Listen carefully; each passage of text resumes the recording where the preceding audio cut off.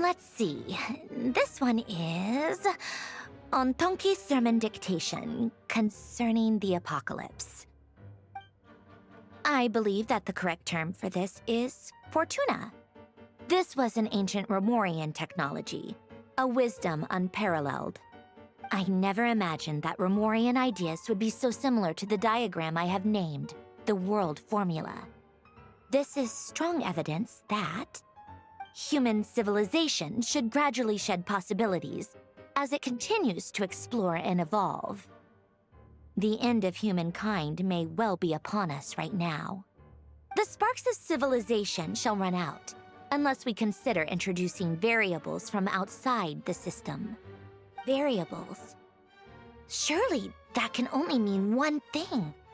Descenders? Dottore likely captured the traveler because of her descender status. But the Three Moons' authority comes from the world itself. Why would Dottore need anything beyond that? Where does this variable factor in? The world formula calculates the fate of an entire world. Introducing a variable would therefore give us...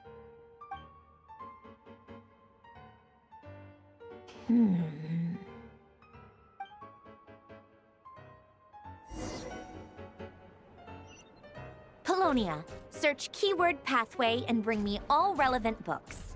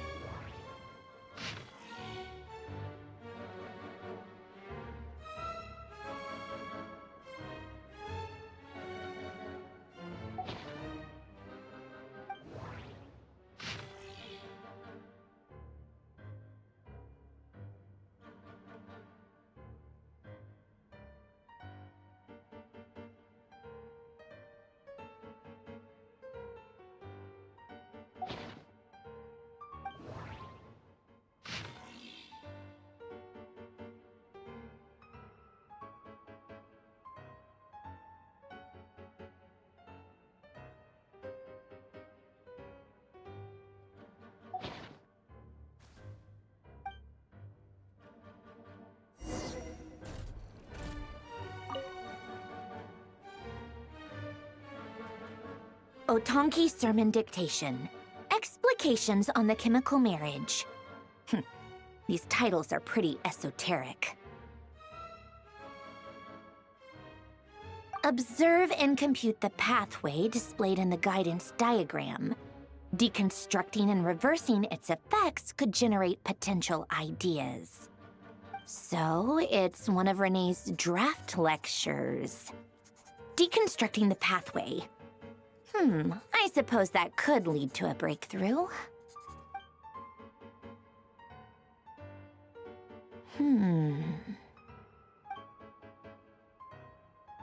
This is so long. This guy sure loves showing off his knowledge.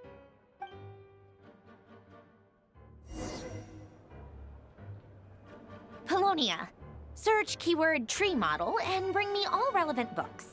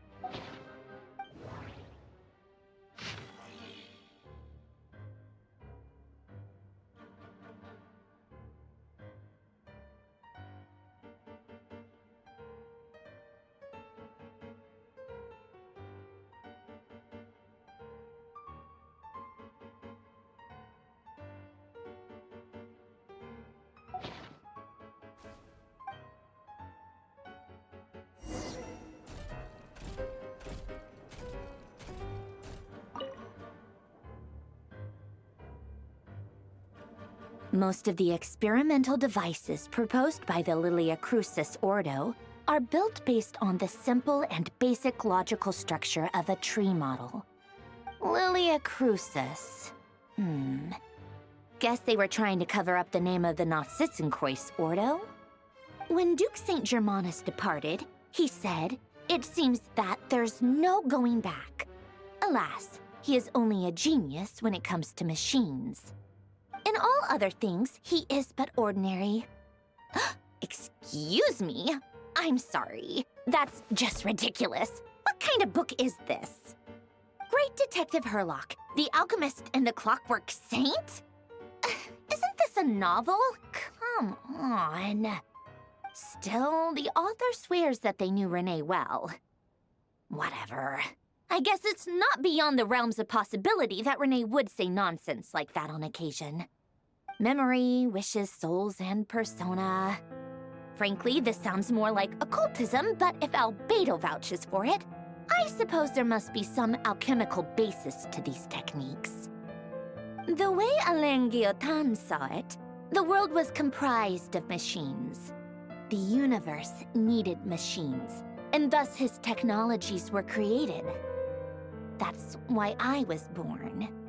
René, his full name was René de Petrichor, if I recall correctly. Sounds like he and the town must be intricately connected. That place was also the source of most of our information regarding Remurian civilization. Seems like some of his projects were based on their technology. The cutting of souls and storing them in vessels. These seemingly unrelated techniques underpinned René's research. Assuming that the four orthants correspond to alchemical categories. The chemical marriage model? Alain would have scoffed at that. He never would have let those theories or parameters anywhere near his mathematical formulas.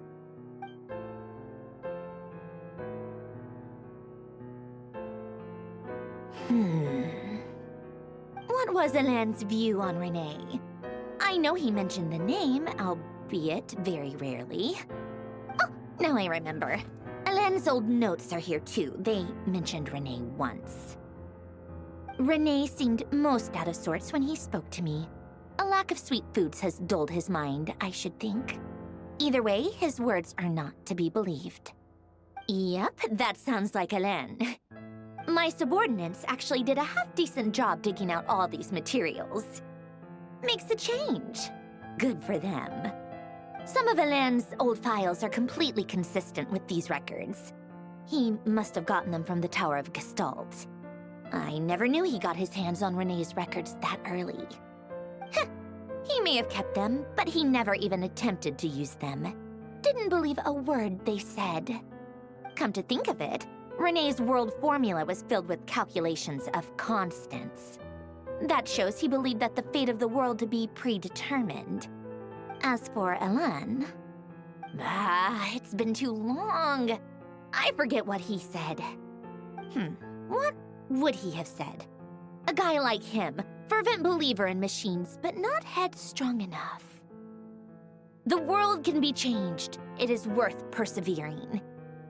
Yes, that's how he used to think at least. He created that procedure to save this world. Yet the scale of the world's fate proved too enormous. The result was beyond his ability to calculate. He died having never seen the outcome. And there I was, left behind in the ashes of his dreams. Did you really never take a close look at René's research? Or did you read it but deem his philosophy incompatible with your model? The very thought of trying to incorporate his ideas probably made you feel sick to the stomach. Well, don't worry, because there's a whole new category of lunatic in town. Next to Dottore, every other madman looks sane. You once asked me what I wished for. Should have asked him instead. He's the one pining for things you'd sooner die than witness.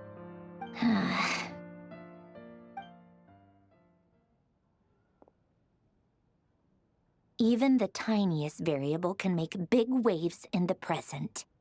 Now then, Allow me to put these incompatible fragments together in your stead. First, establish and verify the existence of the Great Circle. Absolute nihil on one end, absolute reality on the other. Now, search between these two extremes. Then, the construction criteria. Variables. The sparks of civilization shall run out unless we consider introducing variables from outside the system. Input variables. Traverse the world, space-time, and civilization. Then extract the essential nodes from the records to determine which variables they point to. The primordial power that differentiated itself from the void. The power of light. Yes, light. Records. Hyperborea. This is horrendously complicated. After all that, I'm still missing a few variables. I need to think this through again. How do you think it looks, Polonia? Like the frenzied scrawlings of a madwoman? Fine, keep it to yourself. It's not like you can talk anyway. I'll assume you gave it a passing grade. I jest. But true madness does often start with trying to save the world. What would Arlecchino and Columbina think if they saw this incomprehensible hen scratch? They'd probably have me institutionalized. So would Rosaline. She's been dead for a while now. When I close my eyes and think back, I can still see her face. And that enormous dress she used to wear. Such a bizarre choice. What possessed her? Oh, and the clack-clack of those heels used to drive me insane. No one's asking me, obviously, but I hope you all know that I never wanted to save the world. I'm not crazy. I don't have delusional ambitions, and that's a clinical fact. The world needs a solution, but I don't need the world's validation. It's the world begging me for answers, not the other way around.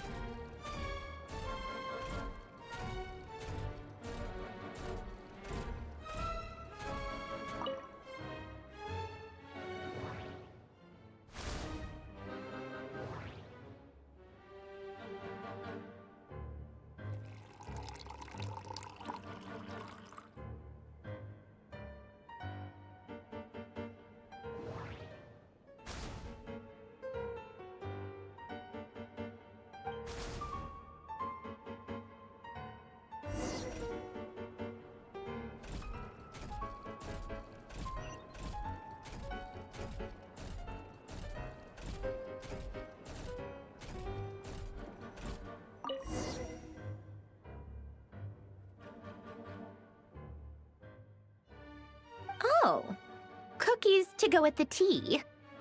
Let's see. They must be from that person who brought those documents.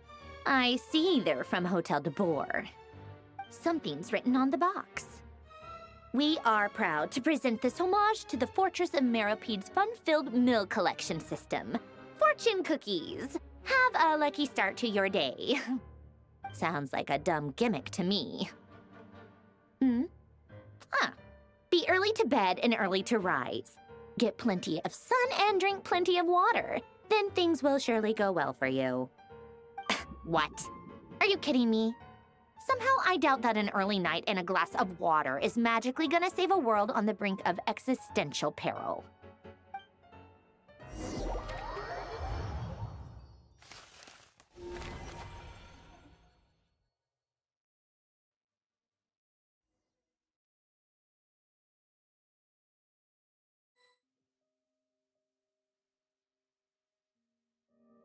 Lady Arlecchino, word has reached us that Lady Marionette's troops are all in position. They are ready to act as soon as the order is given. Excellent. The only thing is, they are fewer in number than we expected. It looks like many of them must have lost their lives at the hand of the monsters released by the Doctor. Can't be helped. Allow them to join our ranks, and keep in contact. As you wish.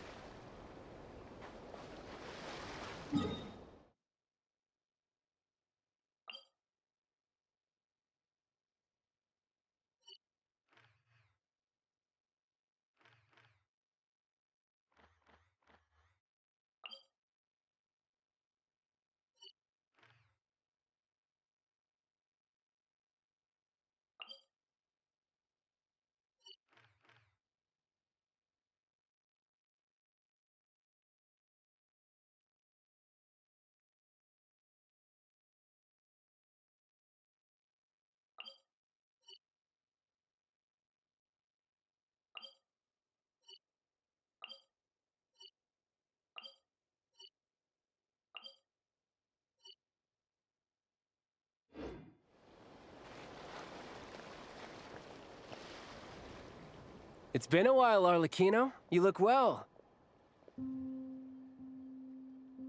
Did Dottore really have to build his lab right on the sole path between Snezhnaya and Nodkrai? Had to go on a huge detour to stay out of its line of sight. Sounds like an arduous journey. I assume you've brought word from Her Majesty? Of course, all part of the job. Firstly, the Tsaritsa has authorized Fatui Internal Affairs to review Dottore's case. They will reach a formal verdict on whether he has turned traitor and whether he poses a threat to Snezhnaya. While they're working on that, I've been ordered to come and receive the refugees from Nodkrai. They are nearby.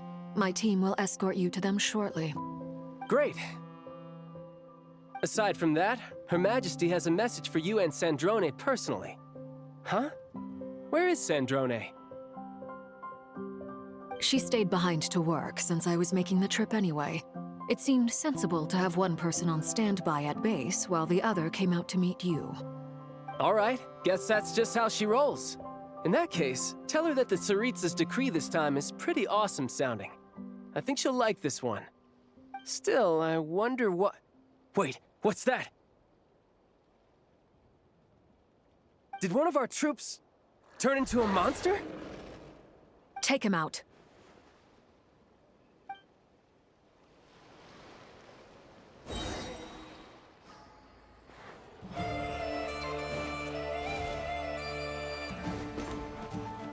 Overruled.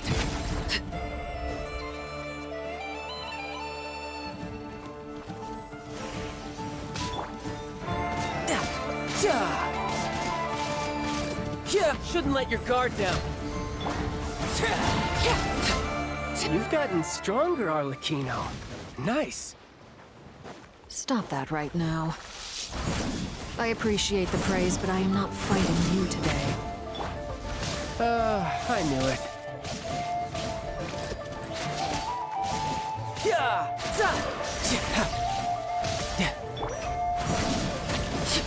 Witness my rise. Transfixed.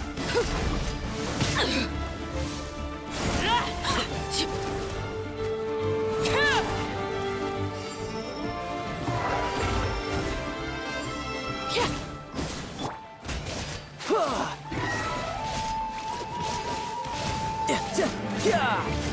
Yeah! Da.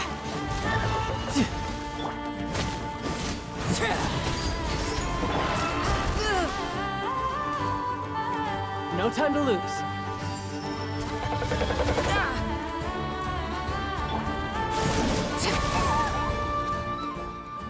I can't believe it. He was a living, breathing human one moment, and the next? Another fine piece of work by our dear colleague, I'm afraid. What in the world has been going on in Nodcry? A lot. But long story short, Dottore stole 2 moon marrows that should have belonged to Columbina, then built a 3rd moon marrow of his own to concentrate the Trilunar Authority in his hands. What? What do you mean he built a moon marrow? People build roads and houses, not moon marrows. What's his next DIY project? He's gonna build a god? You could stand to be less surprised. We are harbingers. The work we are engaged in makes the creation of gods seem mundane by comparison. I tell everyone who asks that you once crossed swords with Rex Lapis while serving as a key supporter for Rosaline's plan. But right now, you're acting like a common adventurer. Thanks for speaking up for me. Those 2 really took me for a ride back then. Then again, surely no common adventurer would manage to get tangled up with them the way I did. That's gotta count in my favor, right? It almost sounds like you wish to repeat the experience. I might have to lower my opinion of you. No. I'll stop talking. Please, go on. Dottore is currently still experimenting with his newfound power in ways that continue to corrode the outside world. As for the human mutation, I believe this is simply a consequence of his experiments, and not a strategic move. That radiant beast was once a subordinate of Sandrone's. I suspect he was only allowed to live so that he could become an experimental subject. Also, those of us who fought Dottore have been afflicted with a curse. As such, I cannot leave Nodcry. This is so much worse than I thought. No wonder Her Majesty's decree is so extreme. While these exceptional circumstances persist, the Harbingers are hereby authorized to use unilateral executive powers. Should Dottore pose a threat, Arlecchino and Sandrone are permitted to eliminate him. My thanks to Her Majesty. I will pass these good tidings on to Sandrone. Her Majesty has also declared that she will refrain from launching an attack on the now evacuated Nodcry due to the presence of unretrieved research material. A wise decision. By the way, how's my old partner doing? I'm assuming they're with you? Partner? You mean the Traveler? I'm afraid I have bad news. She was captured after our failed assault on Dottore's lab. Her whereabouts are currently unknown. What? Why? Since when does Dottore have a bone to pick with her? That is indeed the question. I'm not sure he does.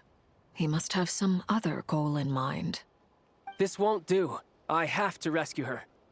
You can't. We have no idea where the Traveler is. What am I supposed to do then? Stand here twiddling my thumbs? Sandrone is working on it. The best thing you can do right now is complete your mission. Fine. I guess I'll leave this to you then. One last thing. Tell the Rooster to get the message out to the gods and citizens of every nation in Tevat. Beware. An uncontrollable pollution is spreading forth from Nodcry. The source of that pollution is a madman drunk on the success of his experiments. The Fatui and our allies will endeavor to contain the threat. However, if Nodcry falls, things are likely to escalate. Considering Dottore is one of our own, all Fatui stationed in Nodcry consider it our duty to stay and fight him to the bitter end. Whatever the cost. Hey, don't be too pessimistic. If it comes to it, I'm sure Her Majesty won't stand by and do nothing. I hope you're right.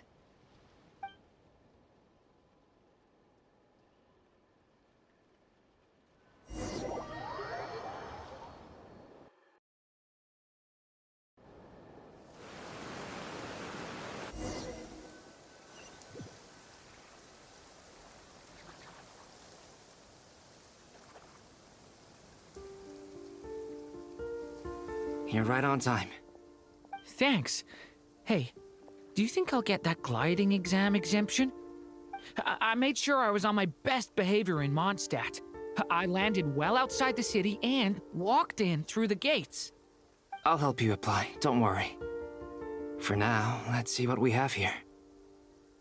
What are the doctor's energy fields even made from? The usual attract and repel principles that govern Kuvaki don't seem to apply to them. They are very mysterious, but ultimately, they appear to be comprised of energies from the three realms.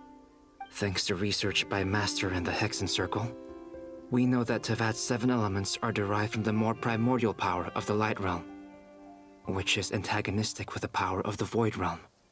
Since you have the power of the Dragon Durin within you, I'm sure you can already tell that this energy field contains no abyssal energy.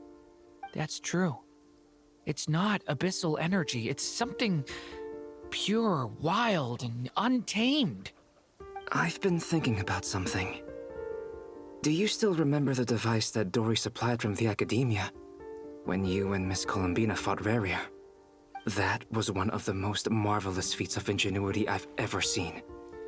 The design, the craftsmanship, the material selection. I couldn't fault any of it. Not to mention the operating principles. Surely the most ingenious feature of all. Dory didn't go into detail on how it functions, but I have a working theory. The clue was that Miss Columbina was somehow able to use the pyro energy that you provided, despite the fact that, as a moon goddess, she should only be able to use light realm energy in principle. Now, all elemental energy is, of course, derived from light realm energy to begin with. Hence, I suspect that the device works by restoring elemental energy to its original state. This presumes a theoretical model of the 7 elements akin to that of light refracted through a prism. Perhaps it is no mere analogy. Maybe there is indeed a prism in this model. I almost wonder if the idea for the device was conceived based on direct observations of said prism.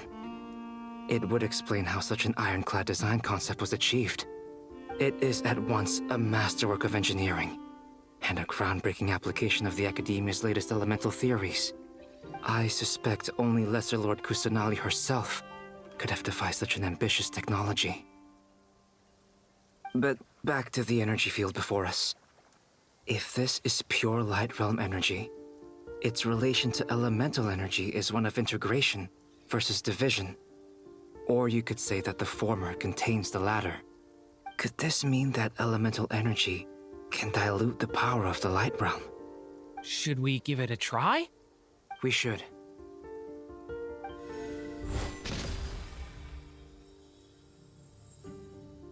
Ha! It works! Clear signs of disruption were detected at the periphery of the energy field. This indicates that elemental energy can disturb or even negate the field. Now you try. All right, here goes. It's working! Switch to abyssal energy and attack again. No surprises there. Abyssal power drains the energy field to a significantly greater extent. I now feel confident in asserting that the energy field is indeed pure light realm energy, and that elemental energy can dilute it. But the energy field is huge. How much elemental energy will it take to neutralize it? We don't have to neutralize it completely. We can try other approaches. That's all for theory. Would you like to continue watching? So you knew I was here. Huh? When did you get here? A while ago. But Albedo sounded like he was working on his thesis defense back there. Back in Sumeru. You can end a person's whole career by interrupting them mid-speech. Very thoughtful of you. I'm truly touched. Could I ask you to lend me a hand? With what? A little test. Try using Animo to unleash a concentrated assault with circular blades, with the goal of breaking through at a singular point. Nice! This time it tore through the field. Tremendous. This is a major breakthrough. Should we go through? We probably shouldn't risk having mutually antagonistic energies in such close proximity. Durin, you stay here and watch the entrance. Hat Guy and I will go in to investigate. Sounds sensible to me. Keep your eyes peeled, Durin. Don't worry, I got this. You two be careful in there. Just give me the signal if you need help, and I'll dive right in. What do you mean, signal? It's based on a new alchemical concoction I developed last month. When 2 bottles of it are smashed on the ground together, they emit a blinding burst of light. If it comes to that, remember to shield your eyes with your hat. Glad I asked. Thanks for the heads up.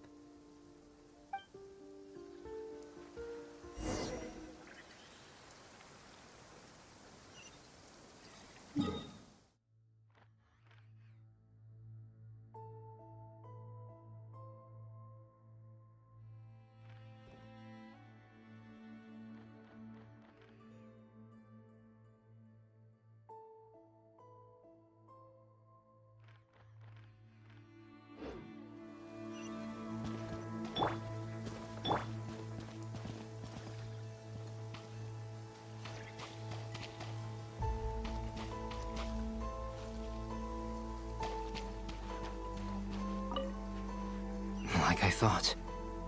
Beyond a certain distance, we can't see the opening where we came in. Maybe that's to prevent people from escaping. Sounds like Dottore style to me.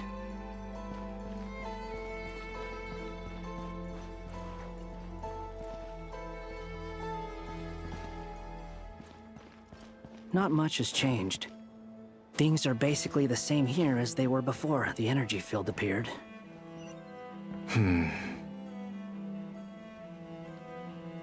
They have no heartbeats and they're not breathing. We can only assume they're dead. But there are no visible wounds. Also, there's an animal squatting next to each body. It's watching us. That's not an animal's gaze. What are you trying to tell us? Doesn't seem eager to talk. I guess maybe it's just an animal after all. Let's keep looking around.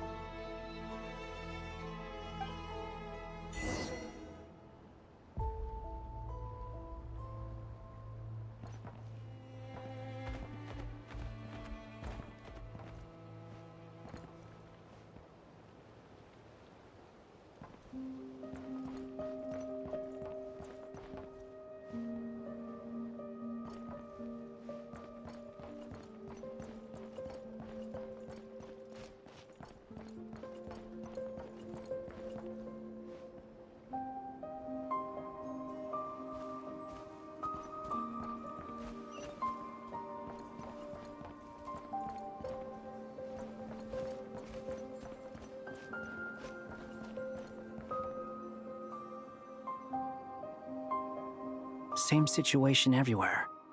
Not a living soul in sight. Just countless bodies with animals standing watch over them. Well, I think we can safely rule out the possibility that they're all pets. Is skirting around the topic your way of showing consideration for other people's feelings? Just being cautious. I don't doubt that you can handle the truth.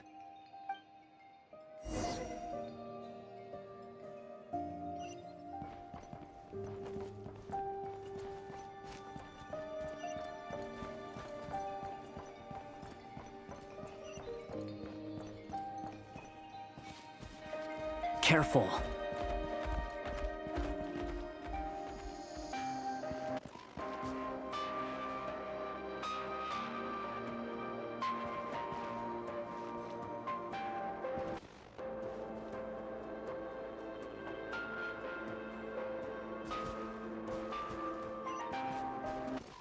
Please.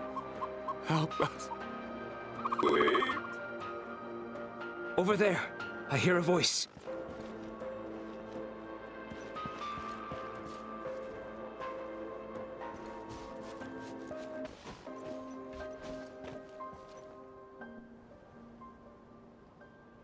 Please. Help us. Please. What happened here? I don't know. Suddenly, everyone collapsed. Then my line of sight got lower. I still have some of my senses left. I gotta get out of here.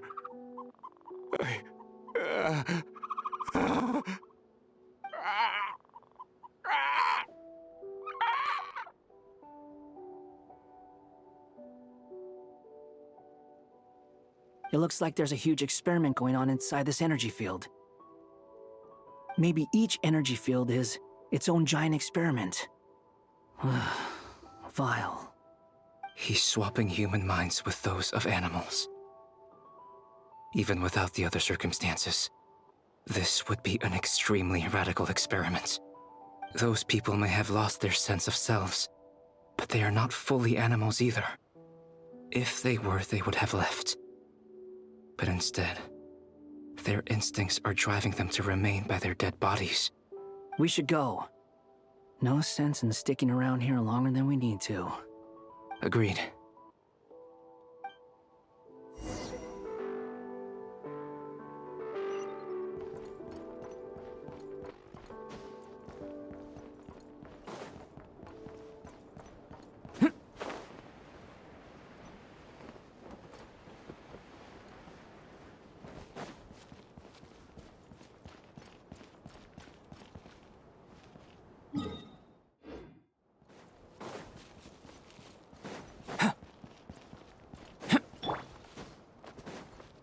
The wind rises.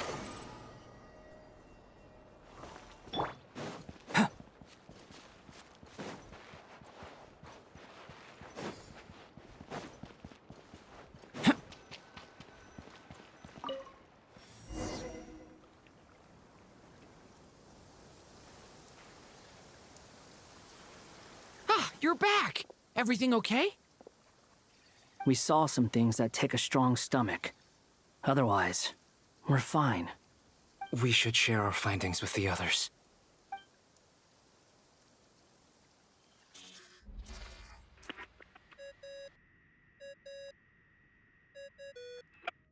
Yes? Who is it? Miss Nefer, it's me, Albedo. We found a way to break through the energy fields. With enough control, it's possible to tear them open using elemental energy. Also, we managed to take a look inside. Dottore is carrying out his cruel experiments on an immense scale. Any residents who have failed to evacuate in time will likely meet a grisly end. Sounds like he's living down to our expectations. Might I ask how things are proceeding on your end? I'm just about to get started. I'll be in touch once I have a result. Understood. Stay safe. I will.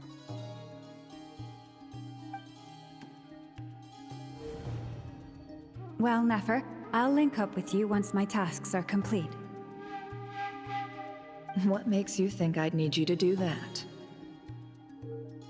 I'll need it.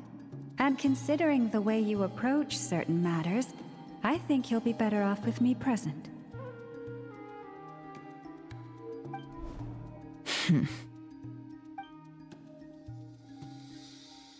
Let's begin. Entering simulation mode. A vast wasteland. Is this the Traveler's inner world? I was expecting something more vibrant, to be honest. Wait, someone's there. What are you looking at? In that case, I'll look at it with you. I want to know all about everything you've seen and experienced. Is there somewhere I should return to? Or should I stay here and be the hero everyone says I am? I don't dislike my current life. Roaming the land, fighting battles, accomplishing missions, earning a living, looking after Paimon. It's not so bad. I guess the only thing that's missing is that you're not here with me. This is the conscious layer, which contains a person's true feelings. It is filled with both longing and kindness. I suppose anyone who lives long enough ends up wishing for someone who can't be there. Maybe it's the only way we can feel truly alive. Time to delve a little deeper.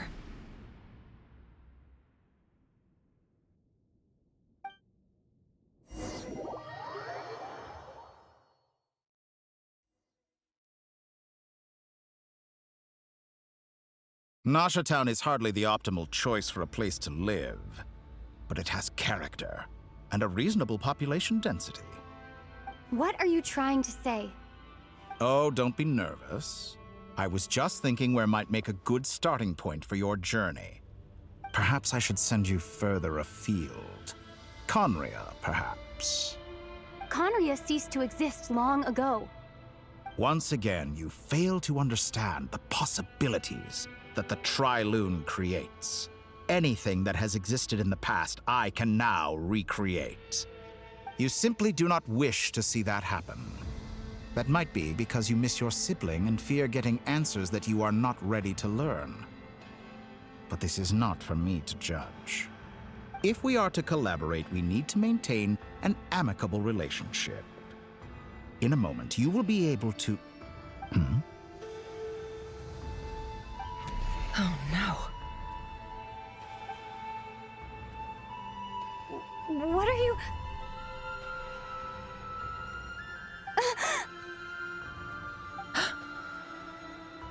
What are you gonna do?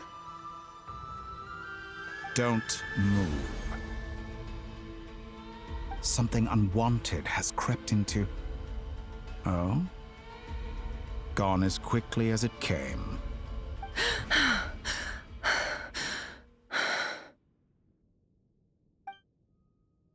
Did you save me? If I hadn't cut the connection, Dottore might have caught you from the other side and destroyed you. This was a good idea, but once is plenty. You were exceptionally brave. Excellent work. Thanks, but now's not the time for that.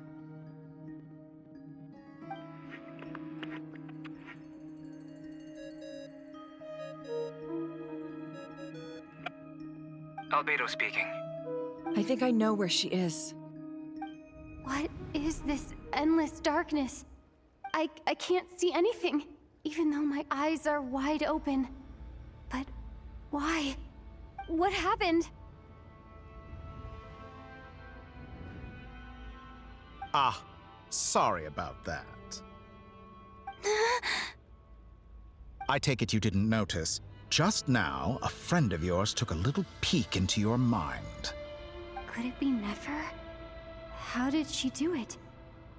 Did she use something as a medium to connect to me? Do you think she's aware of your current circumstances?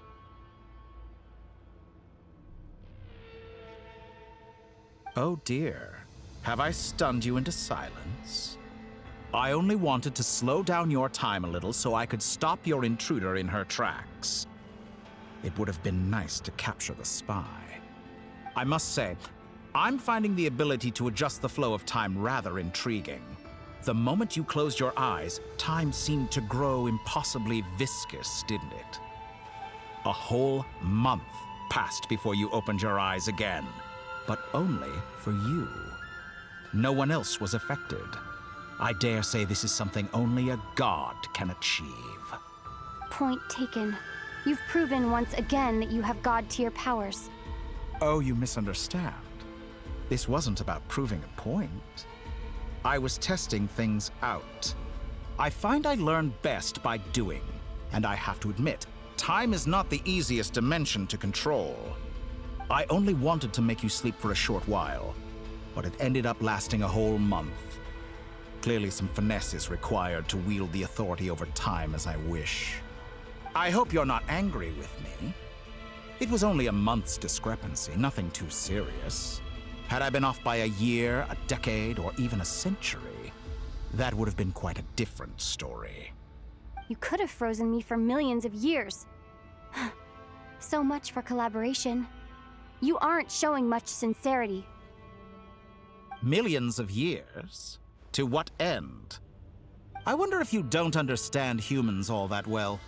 They are very pragmatic creatures who understand only that which they can perceive with their senses.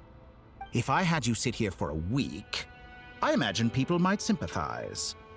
But if I left you here for 100, 1,000, or 10,000 years, the sheer size of that number would cause it to lose all meaning to them. They would not have the capacity to comprehend your suffering, and thus they could not empathize. Unfortunately, while gods do exist in Teyvat, it is ordinary humans that account for most of the population. Their lifespans are so limited, their bodies so fragile. Did you ever really hope that they could begin to understand someone like you? Your long life and unique origins make you fundamentally different from them. How long will it be before they start to treat you like the alien you are? Before you are ostracized, outcast? Alien. Even I feel bad for you sometimes. This world has made you into a slave. So many times you have served its will, and not once have the powers that be ever thought to grant you the one simple thing you wish for. You have been treated most unfairly. I can change that. I will grant you special privileges and give you back the status you rightly deserve as a descender.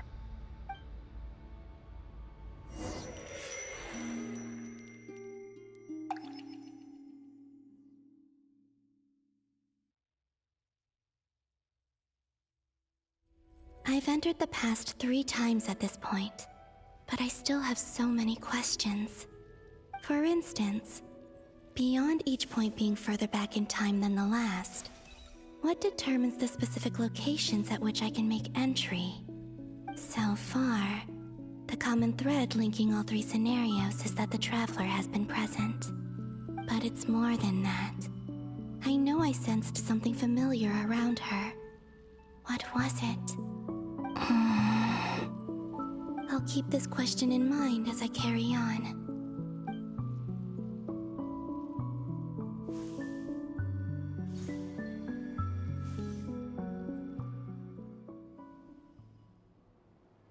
Humans, you never change.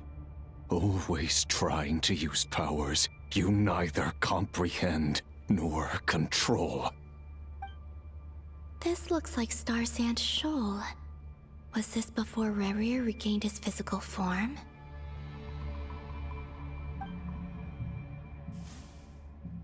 You've messed with the cannon again, huh? Sorry, but this round's not gonna go your way. The cannon. That's right. I was at Silvermoon Hall and I sensed an abnormal Kuvagi fluctuation coming from Nasha Town. And right after that, came an ominous power emanating from Star Sand Shoal. My body was once torn into countless pieces and hurled into the swirling chaos of time itself. But even so, my life and will were not extinguished. I wonder if I could try to prevent his resurrection. But how would I do it? What can I do, here and now? Traveler! Behind you! Look at that light!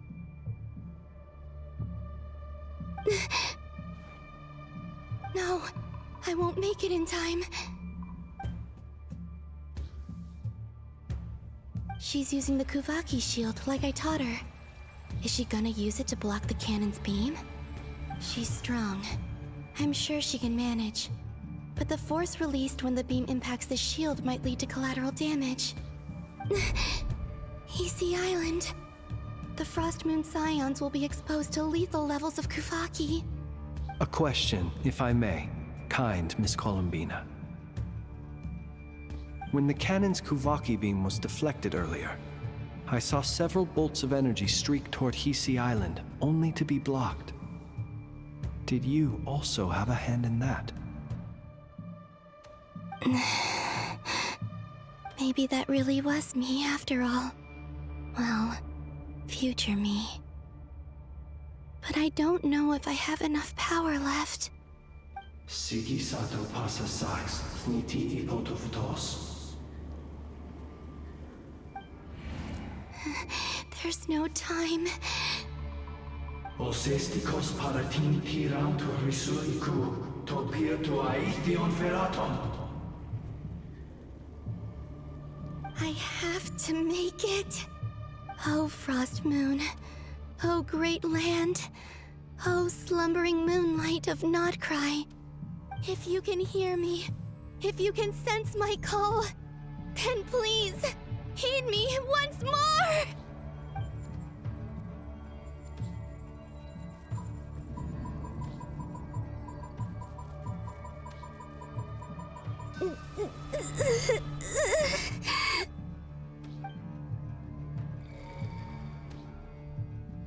Did it work?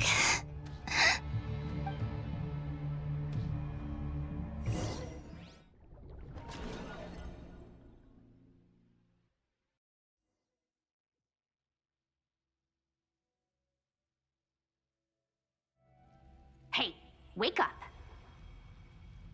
Hey, did you hear me?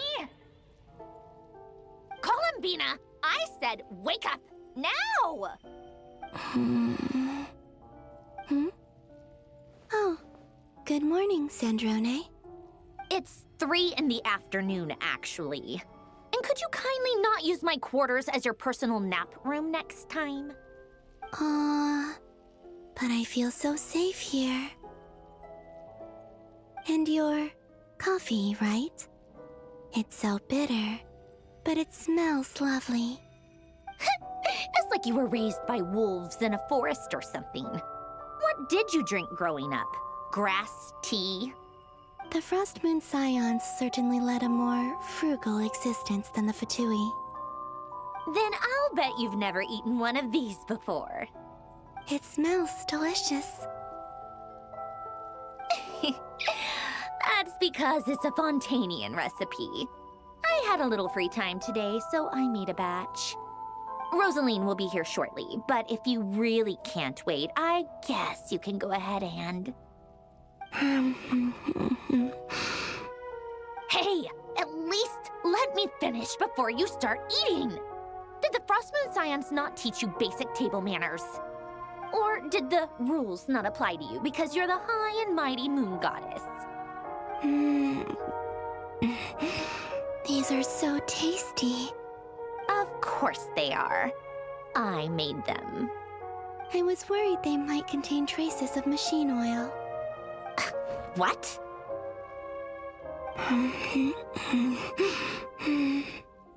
You know, there's something I've always wanted to ask you.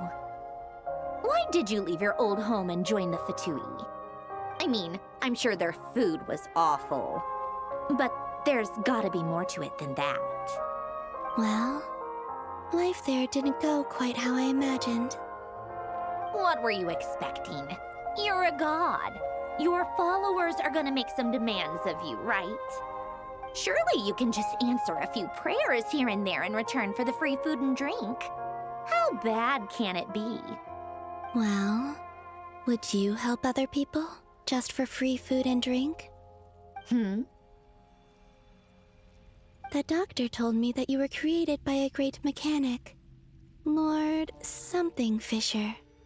The Lord Artificer. Ugh, some people can't keep their mouths shut.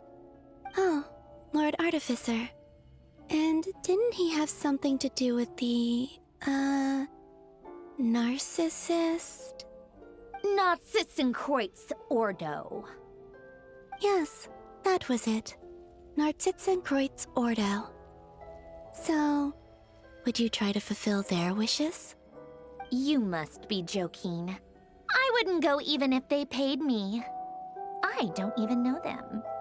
Exactly. Well, I felt the same way. I did not know the people who made demands of me. What do you know? We're on the same page for once. In his later years, Alen did ask me if there was anything I wanted to do. If I had any wishes of my own. Well, I don't. And I'm not in any mood to fulfill someone else's either. Who's Alain? He was the You know what? Never mind. You're not gonna remember. Anyway, the point I'm trying to make is, neither of us is the self-sacrificing type. Let me ask you this. What sort of place would you like to live in, if you could choose? A place where people don't ask me for things I cannot give them. Where they don't worship me, or fear me, but just want to chat with me like a normal person. I'd also like the freedom to come and go as I please. And ideally, it would be somewhere with the smell of coffee and snacks.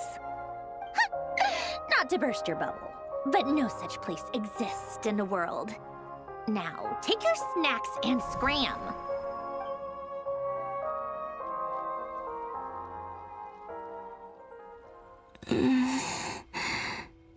Did I pass out? Of course. I'm back here again. I dreamed of events from my past. Sandrone. Traveler. I miss you all so much. Back there. I guess I managed to harness all the Kuvaki energy on Hisi Island. But how did I do it? Time is flowing backwards here, and I can use that familiar power to enter the world of the past. That mystery ally everyone talked about. It was me all along. I can sense that there isn't much more power remaining up ahead. What lies at the end of all of this? Will time keep flowing into the past? And will I ever find my way back?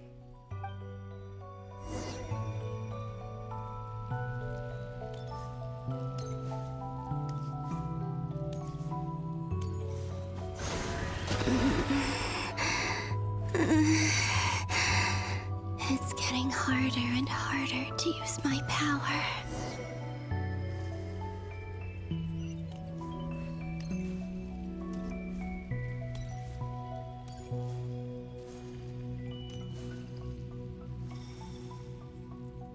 I'm no match for the Abyss in this state.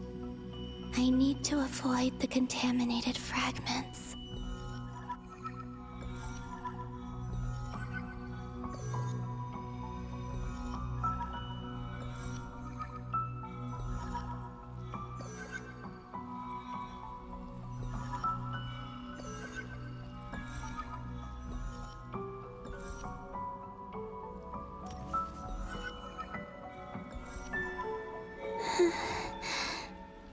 Time to go. I wonder where I'll find myself this time.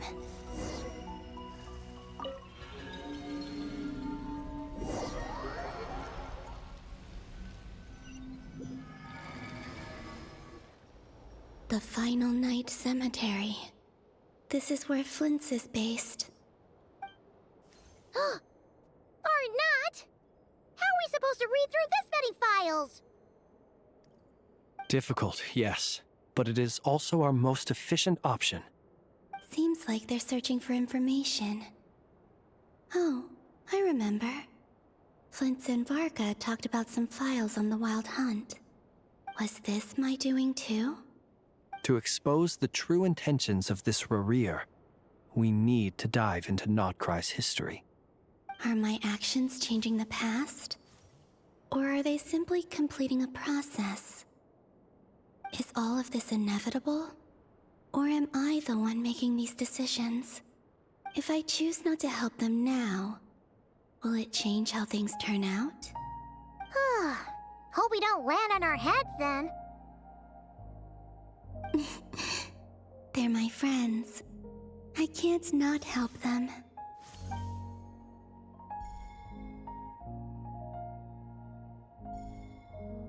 Ghost! And the other one was... here. Hey! Another file's moving!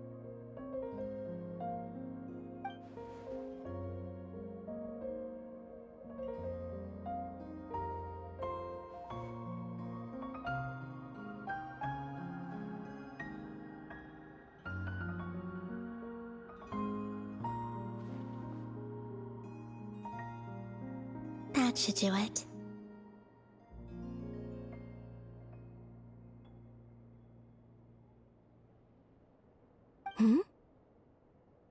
Luanatar? You can sense my presence? Wait!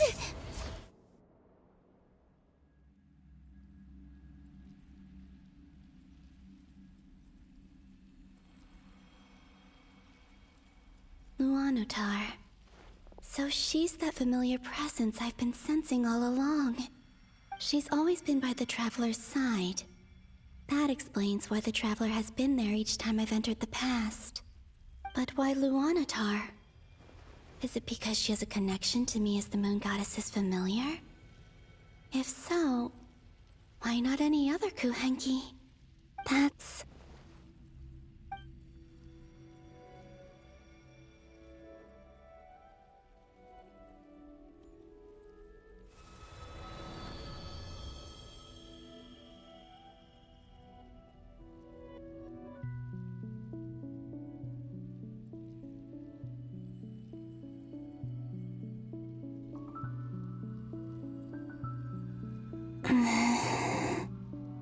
I cannot sense any power up ahead. Just a void, stretching out into infinity. This is likely my final chance to enter the past. It's now or never. I have to find a way back.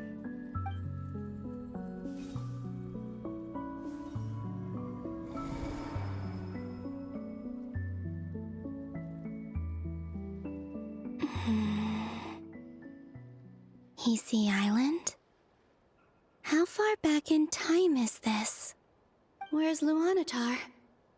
I can't sense her presence this time. Oh, seeing Anafa and Aino reunited like that sure was heartwarming.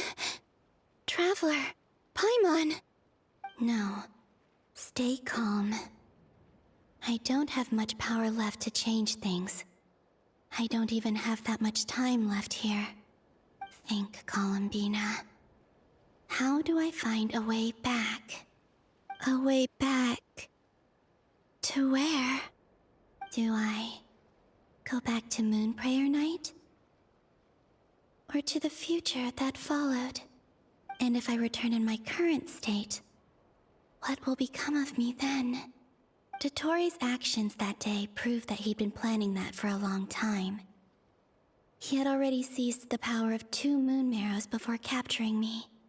Even if I managed to get back, how can I fight against him when he wields the Tri-Lune Authority? I can't. If I go back like this, I'll be playing right into his hands. I have to find some way of rivaling the power he has usurped. Wait. Time flowing backwards. The Tri-Lune Authority. Does that mean... I think I know what the final destination of this lunar reflection might be. I know what I must do. Speaking of homes, we must already be close to where the Frost Moon Scions live. The vibe here feels different, just like the scenery. But how do I communicate my plan to my friends? Should I write it down here? No. Someone else will see it. I need something with a close connection to me. Something I can use as a medium to tell them what's happened to me in here.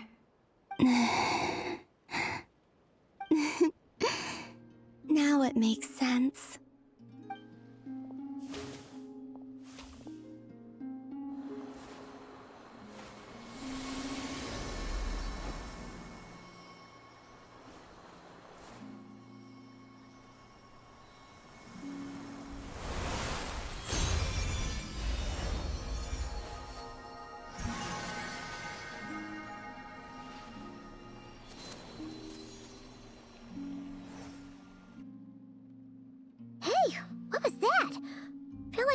Sort of breeze blew by, and then the petals suddenly turned into... Huh?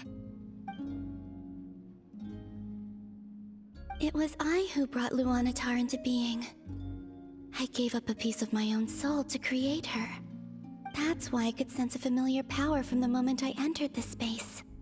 It also explains why she's been present in every past location that I've entered. Because we have a deep connection. Hey there! What's your name? And the reason why there are no more gates to the past after this point is that Luanatar hadn't been born then. No wonder I sensed the trace of a blessing when we first met. But I still didn't recognize the soul hidden within you. Back then, I was just a little lost dove. I had yet to become Columbina Hyposelenia. Go on now. We've got stuff to do. Best you find someone else to hang out with. Hey, you scared it off. I'll be counting on you. Remember to stay by the traveler's side, guide her, and help her in my stead. Oh, and bring her to the garden where the moon prayer blossoms grow. There's a little lost dove there who will need her help.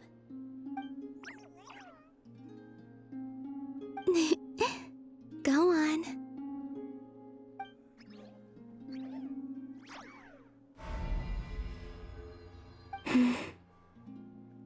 You too.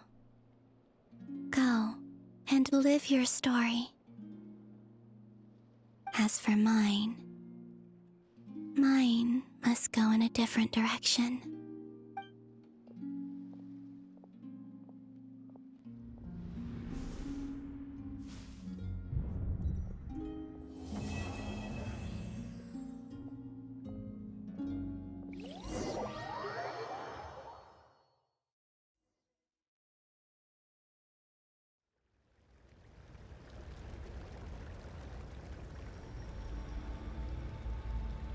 How would you like to experience the thrill of never being held accountable for your actions? You could crush people like ants without consequence, or tear off their heads or limbs as you please. Believe me, such a life is but one small step away. What point is he trying to make? Freedom? But the freedom to kill? To do evil and get away with it? Why would you offer me that? The creation of a world is the ultimate scientific experiment. I have taken my research to the highest level, where I shall be not just a god, but also a servant to many sacred spirits. I shall heed the truth and perform holy deeds. A god's laboratory is the perfect playground, but it needs the right occupant to explore its full potential. Mortals are found everywhere one looks. Not so with Descenders. I'd prefer my first guest to be a distinguished individual such as yourself.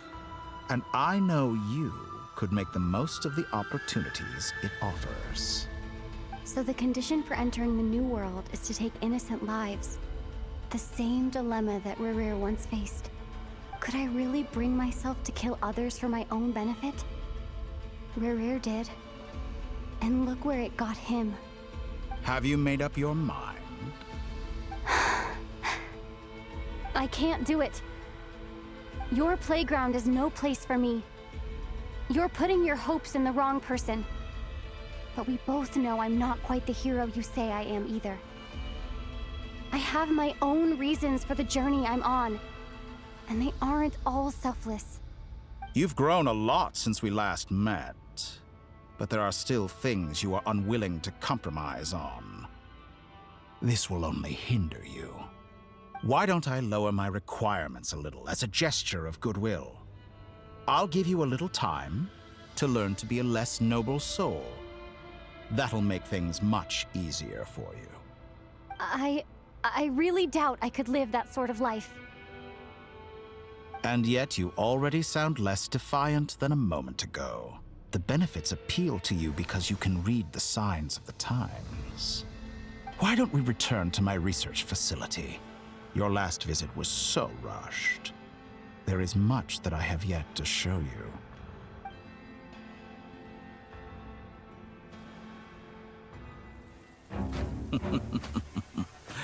Now to that question, Heroes don't attack from behind. Guess I'm no hero. This is most disappointing.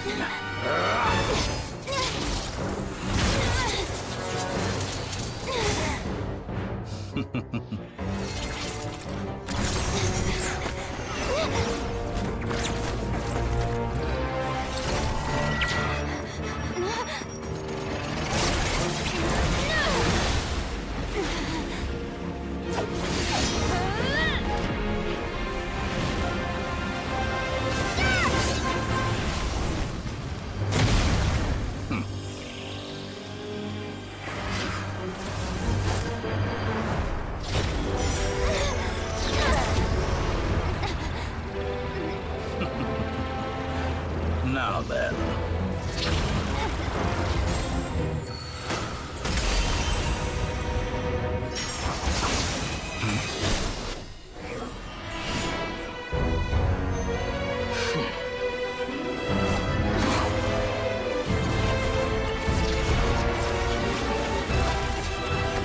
A new face. Interesting.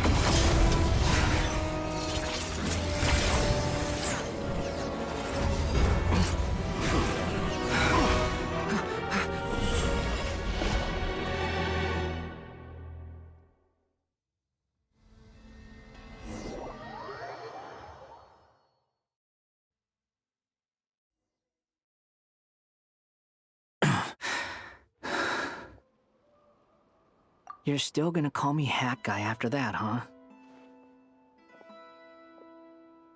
I didn't see anyone else in there who needed saving.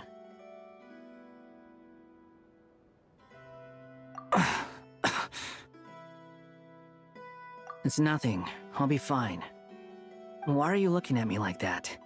Is it that shocking that I'd come to your rescue? I owed you a favor back in Sumeru. Now we're even. Distracting Dotori was tough. I won't lie. He's not gonna fall for the same trick twice. That was my one shot. I'd hoped to use it to take him out. Ugh. I never wanted to obliterate someone more than I do right now. Dotori doesn't recognize me, but his segments were originally made based on an analysis of my operational principles. I expect it's only a matter of time before he figures out what I am. So Dotori doesn't recognize Wanderer because he deleted himself from Irminsul. Did he really miss his only chance for revenge by saving me? Why the long face? Hey, I'm not blaming you, okay? And I'm not complaining either. Rescuing you and killing Dotori are equally important goals. Everyone would be pretty stuck without you. It's best you live to fight another day. How are you holding up? Are you all right? Hat Guy said to put safety first, so we agreed to run as far away as we could after leaving the energy field, and only meet up once it was safe. You don't look injured. It seems that Dotori didn't do anything to you. All right. Rescue operation complete. Let's head back. There's a lot more work to be done before this is over.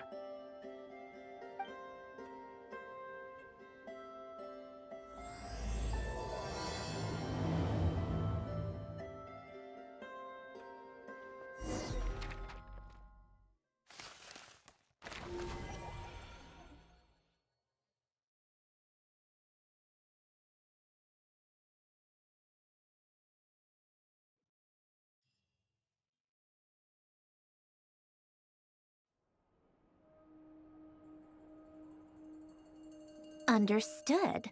I will bear the Tsaritsa's decree in mind. I don't see what's so awesome about it, though. Does he really think everyone else is as immature as him? I'm not stooping to Tartaglia's level. I thought you might say that. How's your progress? Quite promising, actually.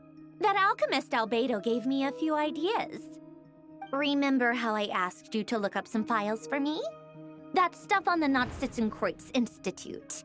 René de Petrichor and Jakob Ingold. Elangilton despised Renee's theories and methods, but he never managed to come up with better alternatives either. So I adopted some of Renee's ideas. I thought Alain was like a father to you. He and Renee were mortal enemies, were they not? And what would you say if Linny and his friends one day learned something useful from someone you utterly detested? I would applaud them for it. That would mean that they have surpassed me. For all we know, Elangilton might have thought the same thing. Not that it matters, though. He's dead, and I'm alive. So it's my call to make. Once you die, it doesn't matter how great you were in life. Only the living get to decide what happens next. Hey, come on out. They're back. Huh?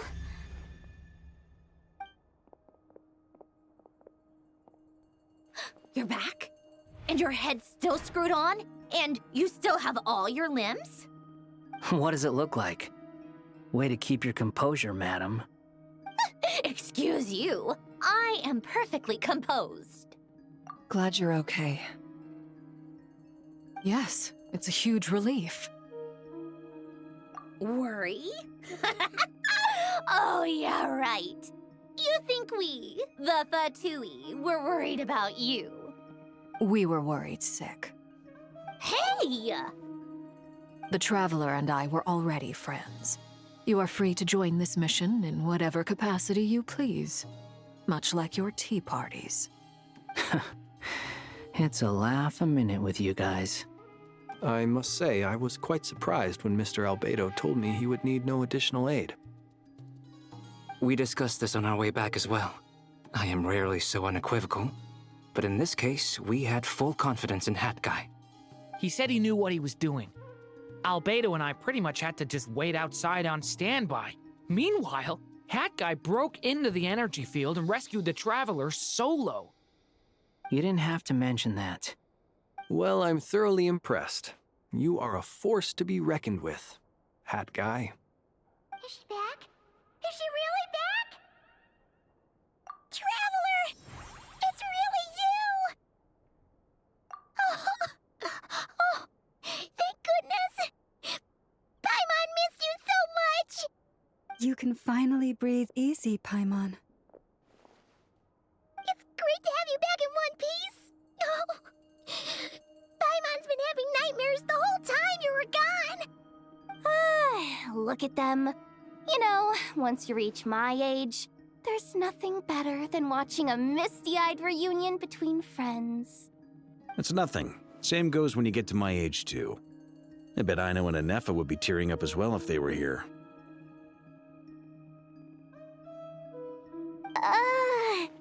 Varka, I'm not sure Anefa can cry. Oh, yeah, good point. Hey, your eyes are looking a little red and puffy. Come here, let's hug it out. What? Ew, no! No, thank you. You're not my dad, okay? Knock it off! Everyone, I'm sorry for all the trouble I caused you. But the silver lining is, I didn't come away from this ordeal empty-handed. While I was being held captive, I learned a lot about Dottoro's current capabilities and what he plans to do with them. Allow me to explain.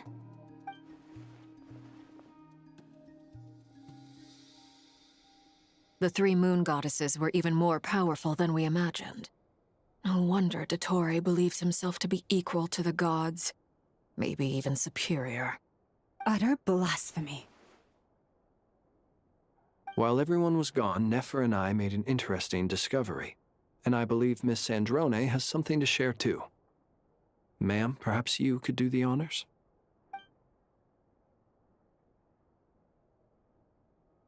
Called it.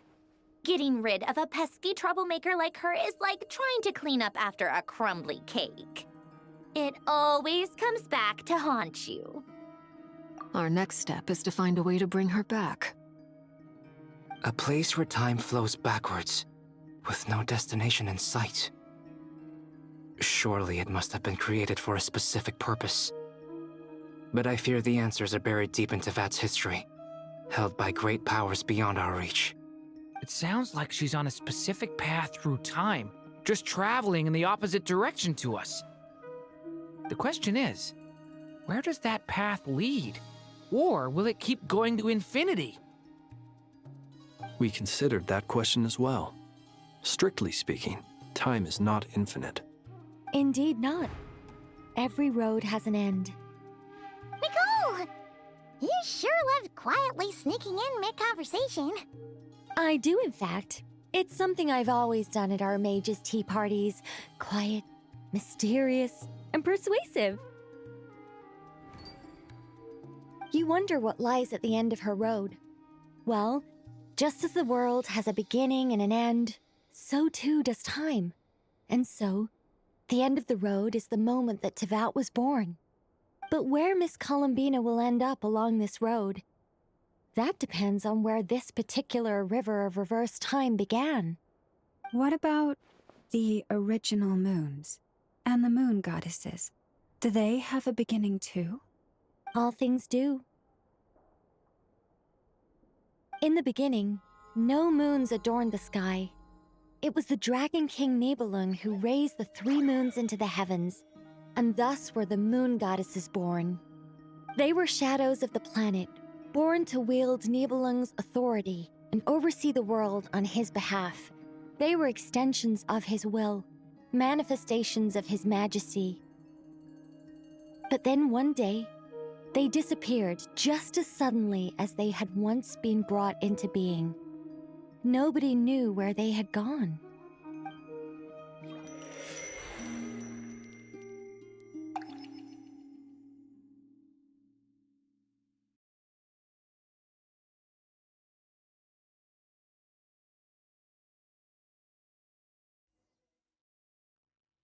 Like I thought, no more paths back to reality have emerged since.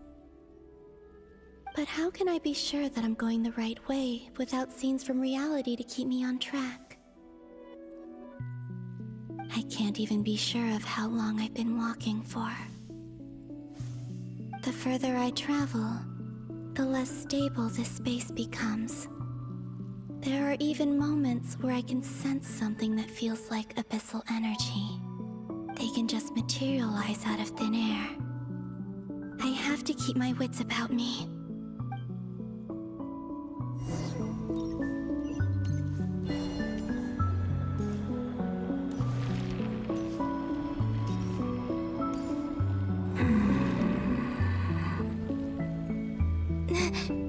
Is that the ray here of Solnari?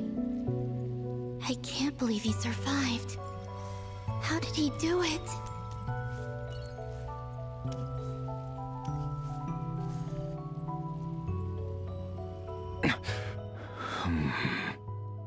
You are the moon goddess. But how? Please, there's no need. I'm not interested in fighting anymore. I find that a little difficult to believe. Yeah. Honestly, so do I. The way you used my own power against me was... It was a brilliant strategy. And then, in the final moment before I was thrown into this space, I got to see an old friend. Mr. Dainsleif. Right. It was so long ago now. But we were friends once. And when I first got here, I was filled with hatred, remorse, and rage. How I cursed and devoured. I tore everything here apart. I was consumed by the desire to leave this place and have my vengeance. But to no avail. This is a place with no exit. This is the second time I've entered this space. Though I have no memory of the first, I was torn to shreds the moment I entered. But this time I survived. It must be partly because of this new body, and partly because of all the Kuvaki I absorbed in Nodcry. Are you the source of the abyssal power in here? Not all of it. Some is from when I first arrived here and tried to destroy everything. But there was already a degree of abyssal power here before I entered. And like a venomous snake baking in the merciless sun, it tried to slither into my shadow. Tried to? So, you rejected it? Yes. Because after that, the world suddenly became silent for a moment. What do you mean? The voices in my head, they were gone. And then I saw her. Her? Thalindis. My former lover. Never mentioned that she saw a memory of Thalindis leaping into the moon's reflection. More precisely, I saw her afterimage. I'm sure the real her is long gone. She was just an ordinary Conrian. She couldn't have survived here for very long. Anyway, why have you come here? Didn't you know it was a dead end? If I hadn't escaped through the moon gate, my friends would have been in far greater danger. No. I see. Because of your power. The power of a moon goddess. What? You'd like to know how I know, wouldn't you? The one who resurrected me said so. I could hear a deep lust for power in his voice. Do you mean... Dottore? Dottore. So that's what he's called. He'd been collecting fragments of my body for a long time. Also that he could resurrect me at the moment of his choosing. I had no interest in his research.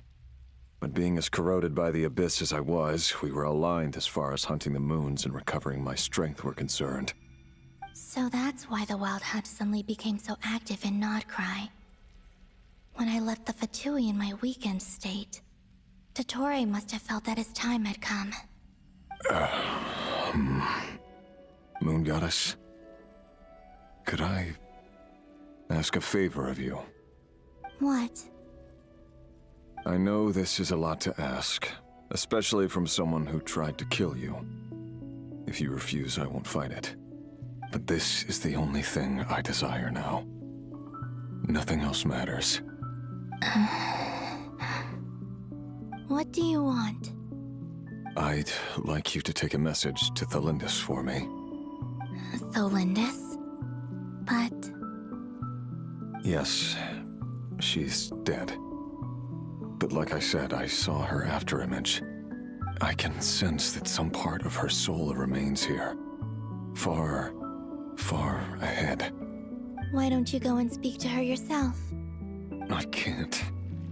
I don't know why, but I can't move freely in this space as you can. All I can see is a glimpse of her walking away. Just like the moment when I last saw her in life. In return, I will clear these abyssal obstacles for you. No, not in return. I'll clear them for you. Whether you want to help me or not. It feels like something I ought to do. Why? Yeah. Why, indeed. I've been asking myself that question a lot recently. Why did I do the things I did? I'm tired of it all. Tired of the person I became. People used me. And then I turned around and started using others. I hurt a lot of people. I think I grew tired of it long ago. But I wouldn't admit it to myself. And ultimately, that's how I ended up here. What do you wish to tell her? All of it. My past. My mistakes. Everything that happened after we were separated. Is it okay if I give her the abridged version? Yeah, I'm sure there's plenty you can skip over. Just tell her the important parts. Whatever you think that means. Like the part where you relentlessly tried to kill us? It's up to you. Love demands honesty. But my relationship with Thelindis was built on lies. We hid too much from each other. But after living my whole life in the shadows, I don't want to hide anything anymore. I will do my best. There.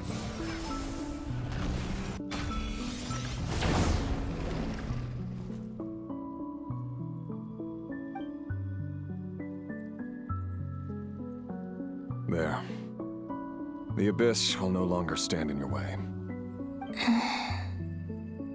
Even though Mr. Dainsliff felt he had to fight you, I think he still regarded you as a friend. Dane?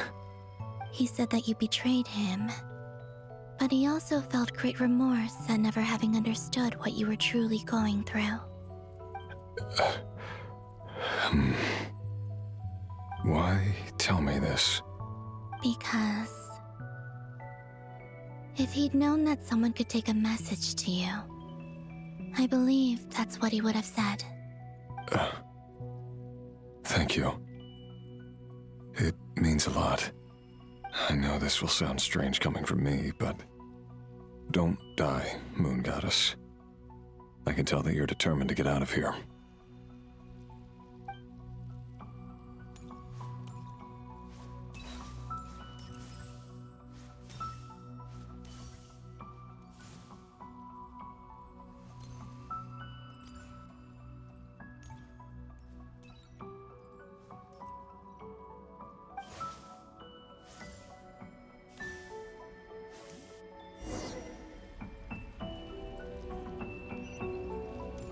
He kept his word.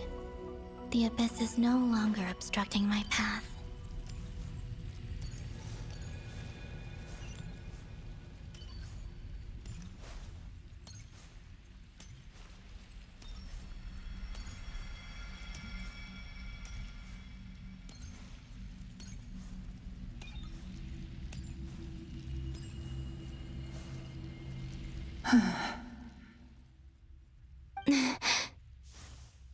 Is that Thelindis? She wasn't far off at all. And yet, they can never meet. Hello, Miss Thelindis. Who are you? How do you know my name? I've never seen anyone else here before. You can call me Columbina. I promised Rerir that I'd bring a message to you. Rerir? My Rerir? Is he well? He's doing better than he was. Better than he was, huh? Sounds like he's had a pretty rough time. Others have had a rough time on his account too. In many cases, their time ran out because of him.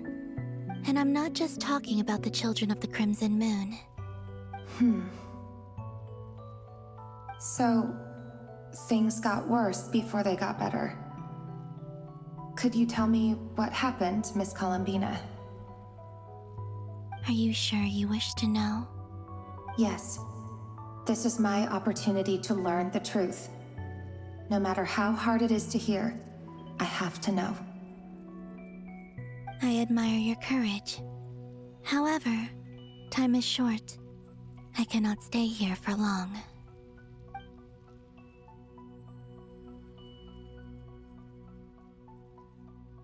Rerir had seeds of hatred in his heart, and many people nursed them for their own ends.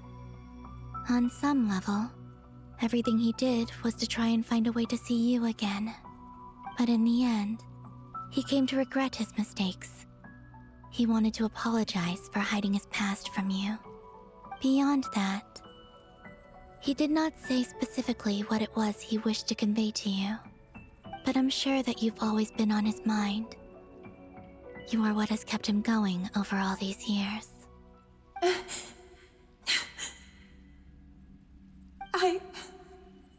I'm sorry, Miss Columbina. This is so upsetting. I'm not sure how to put my feelings into words.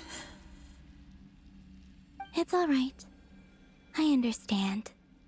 Well, that's everything from me. So, I guess I'll be...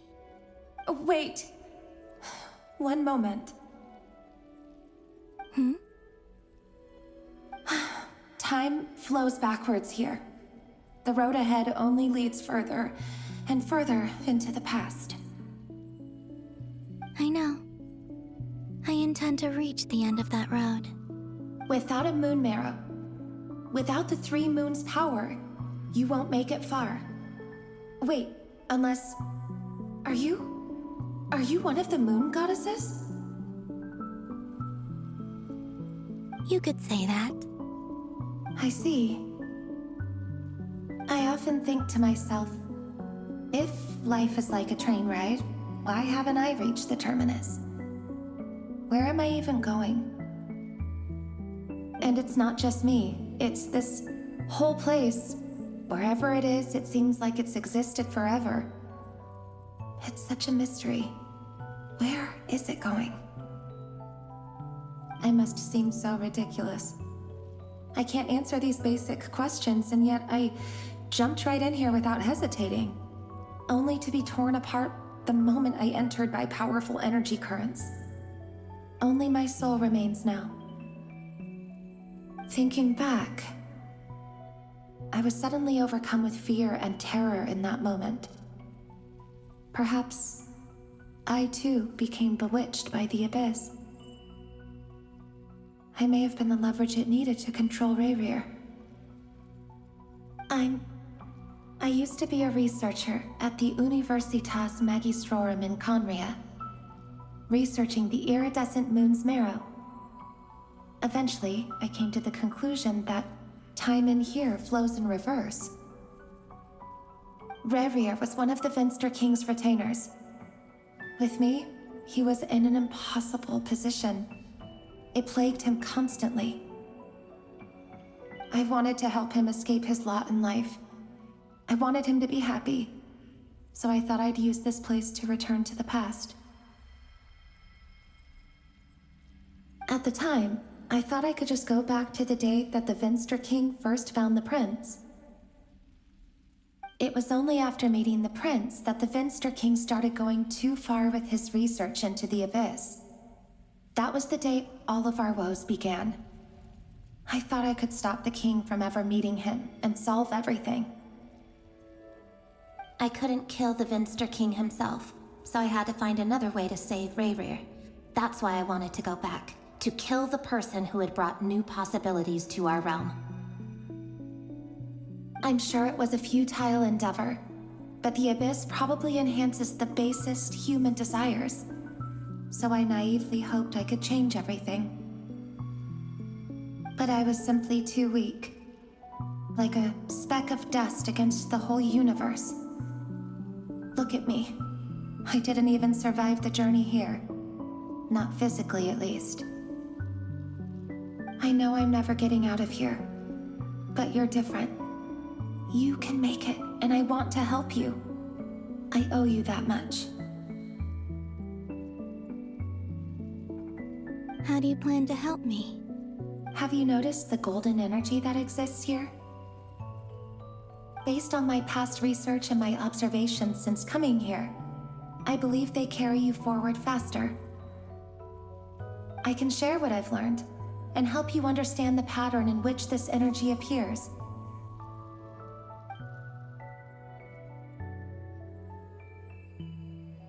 I think you just might...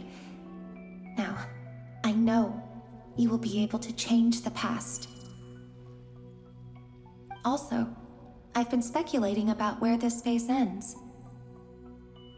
The documentation was scanned, but from what I know of the legends about the moons, The oldest ones seem to begin with Nibelung, king of dragonkind.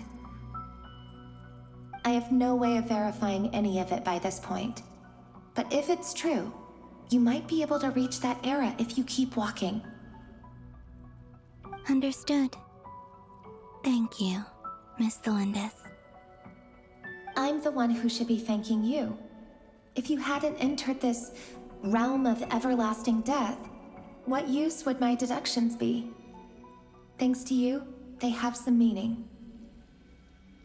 About Rayrir, I'm so sorry. For everything. It wasn't your fault. That's not true. Because we both feared bringing trouble upon each other, neither of us ever told the truth. And that dishonesty sealed our fates. But enough about that. I wish you a safe journey, Miss Columbina.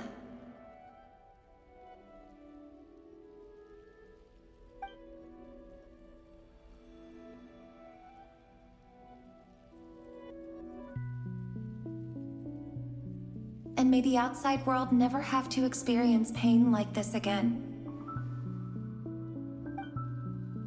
Rayrir, you're there, aren't you? I cannot see you, because you exist in the future. I expect we'll be trapped in this prison of space-time for all eternity. But please, gaze upon the past, and then sit for a while. Let's find a place to sit down together, just like we did when we first met.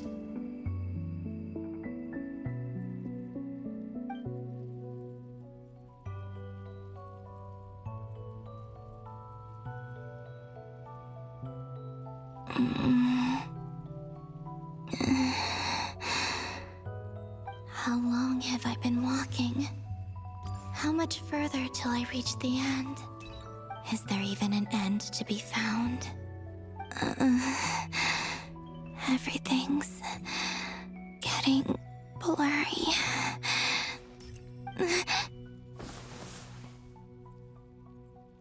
Huh?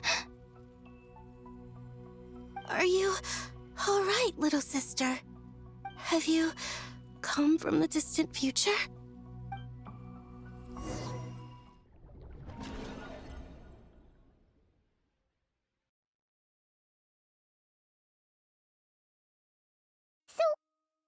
Exactly did the moons just disappear? Shouldn't it be a little harder to get rid of major creations like moons? The world is a vast and ancient place. On a certain scale, all life lasts for but a fleeting moment. Miss Nicole explained that the moon goddesses likely perished in the War of Funerary Flame. The moons themselves were also destroyed at that time, save for the Frost Moon, from which a new moon goddess was later born. Am I missing something then? 'Cause the stories say that the moon goddesses were born on the moon, but doesn't Columbina say she was born in Nodcry? Huh, you're right! Why do their birthplaces differ? What's the difference between the two generations of moon goddesses? Also, remember what Sandrone said? Her scans detected 4 moons. In other words, 4 moon marrows. Technically, the result of the scan means that 4 moon marrows were detected and positively identified as moons in that moment. In other words, this piece of information alone isn't enough for us to know how Miss Columbina is doing right now. Yep, we have no way of staying up to date on whether she's dead or alive. She's on her own for now. But at least she's trying her best to get back to us. Yeah. She's a tough cookie. And a sore loser, too. We have to trust that she'll find a way. Because we really need her power. As much as it pains me to say it, we've got no chance of beating Dottore in a straight-up fight. He's much too powerful. It wouldn't even be close. That maniac is going to devour everything in his path until he reaches us. We need to find someone or something that can stop him before he does anything worse. I'll be frank. Our only hope of defeating this false god is with a real moon goddess on our side. I'm not just saying this because Columbina's a friend and I want her back safe and sound. It's just the truth. And I know that even she was no match for him when he attacked, but I don't have a better solution. We're not giving up on saving her, whether she can defeat Dottore or not. Right. Don't worry, Miss Sandrone. We're all aligned on saving Columbina. No one's trying to argue that we can only justify saving our friend because it will help save the world. This is about multitasking. We want to save both. So, she's more than just a moon goddess to you guys? Absolutely. Duh! She's part of the gang! And you are too, you know. Yes, I know. You don't need to labor the point. I knew that the moment I came running over with my documents that I was part of the in-group. I mean, if Arlecchino can fit in, I certainly can. Anyway, as for how we get Columbina back, I've been working on it constantly. But I think I'm still lacking certain information about the moon. I'd probably get there if I could continue my calculations, but the problem is, I've run out of computing power. Computing power? You mean you need more energy? No, the issue isn't energy, it's processing power. There's so much data to get through that the whole process has just ground to a halt. That's a tricky problem. René de Petrichor of the Nazissenkreuz Ordo once foretold the fate of the world. But I don't know how he did it. My guess is that he used the primordial sea's power. However, that won't work for me. His methodology was vastly different from my own. What's worse, they're incompatible. And to top it all off, we can't even leave Nodcry. Ugh, this is so annoying. If I'd known we'd run into a bottleneck like this. Well, no, the design bureau's a bust as well. Curse that Dottore! Couldn't have made this harder for me if he tried. Oh, what do we do then? How about we grab a bite to eat and take a break? Maybe something will come to mind after you've cleared your head. You don't get it, do you? I'm trying to calculate the fate of an entire world here. And I need accurate results, not vague prophecies. Where the heck am I gonna find the computing power for that? Ahem. Anyway, time to shelve the discussion on technical difficulties. Being a killjoy isn't very ladylike after all. Either way, we've done what we can. Rest well, everyone. Remember to let us know if anything new comes up. Hat guy? Is he hinting that we should talk outside? Let's go somewhere a little more private.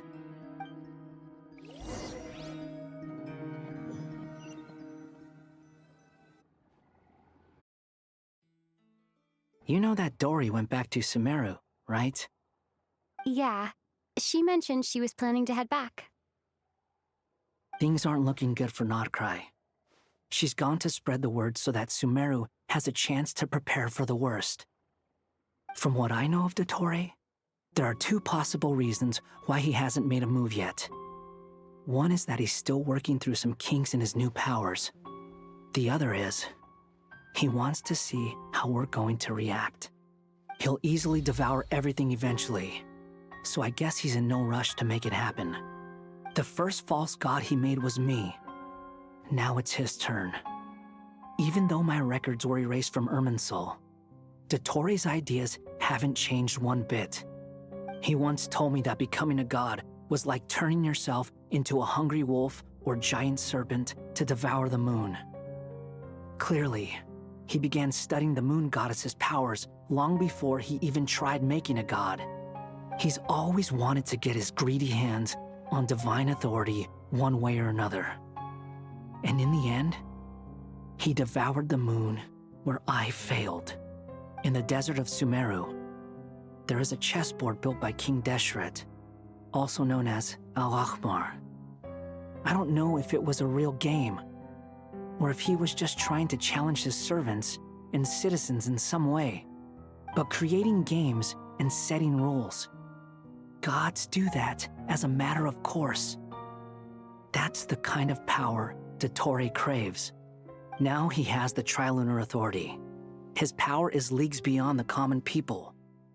I don't think there's any point in other nations rushing to the front line.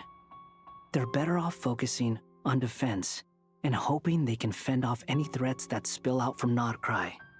Either way, Dori will inform Lesser Lord Kusanali, and she will contact the other gods in turn. The Seven will have some recourse available. If nothing else, their protection should keep the rest of the world from descending into chaos as quickly as Nodcry has. So on the bright side, even if Nodcry is doomed, your friends in other nations won't be in any immediate peril. That's good to know. But I'm not ready to give up on Nodcry yet. There's a word for people who refuse to let anything go. It's called being greedy. Maybe it sounds greedy to you, and probably naive too. But whatever you call it, that's what gives me the determination to keep fighting. Battles are fleeting, but the will to fight is a long-term commitment. Give up for even a moment, and your resolve will shatter. Why do you always feel the need to do the right thing? No one is born to be a savior. I mean, who's gonna criticize you if you fail or give up? Don't take this the wrong way, but Dottore said something similar to me. I guess the Fatui attracts people who don't believe in saviors. Not necessarily. It's less about belief for me. I just want to know how determined you really are. After all, I don't owe anything to anyone else here. Only you. You look kinda worried. If your arch-nemesis was about to achieve their ultimate goal, I think you might feel a little worried too. That's true. Dottore is about to become an omniscient, omnipotent deity. That's gotta be a bitter pill to swallow. Still, you're calmer than I expected. Obviously. I have to admit that my past self was a reckless fool who misunderstood not only the point of revenge, but how to achieve it. And as much as I want my vengeance, I know I'm not gonna get it by acting alone. If the world's taught me anything, it's to think before I act. Too bad it never taught me any other virtues, though. So, I am going to destroy Dottore, no matter what it takes. So, what's your plan? I'll get to that. First, tell me, what do you think of Sandrone? Just like Paimon said, she's a friend, part of the gang. How much do you trust her? This is a serious question. Think carefully before you answer. Although she's with the Fatui, she has her own values, and she's helped us a lot. If nothing else, she's clearly going the extra mile for Columbina. I see no reason not to trust her. If you say so. In that case, the three of us need to talk. I have some thoughts about her computing problem. It can be solved, but it will come with a cost. How much? If I can afford it, I'll cover it. Sometimes your heroism really backs me into a corner. You know that? Come on, let's go talk to her.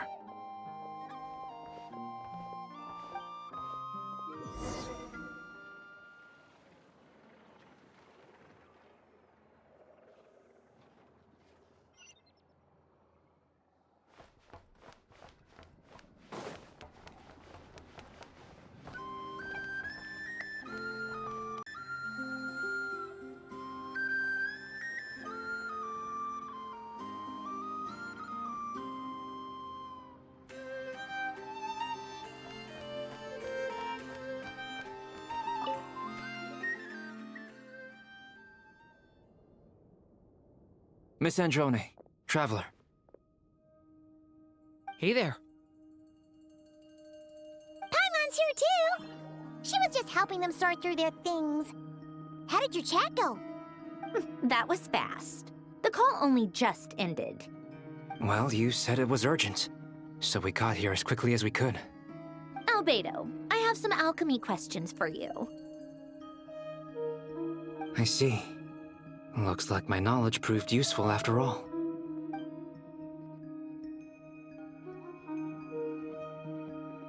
If I might ask, what is the end goal for the modified formula you'll be using? I needed to predict the future of the entire world. But I've run into some teething issues since trying to implement Renee's theory of the 4 Orthants. I see. I'll have a look at it. Still, computing power is the real issue here. How do you plan to solve it? About that, it's been sorted. Oh, with the Traveler's help? Actually, you're not wrong. She found the person with the solution. Was it Hat Guy? Yeah, it was him. Wow! Go Hat Guy! Seems like all that time studying at the Academia is paying off big time. But where is he? Wasn't he the one who asked Albedo and I to come here? Come with me.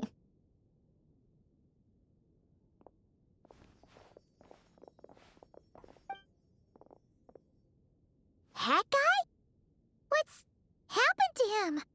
Hat Guy! Can you hear us? No response. I guess he's in hibernation.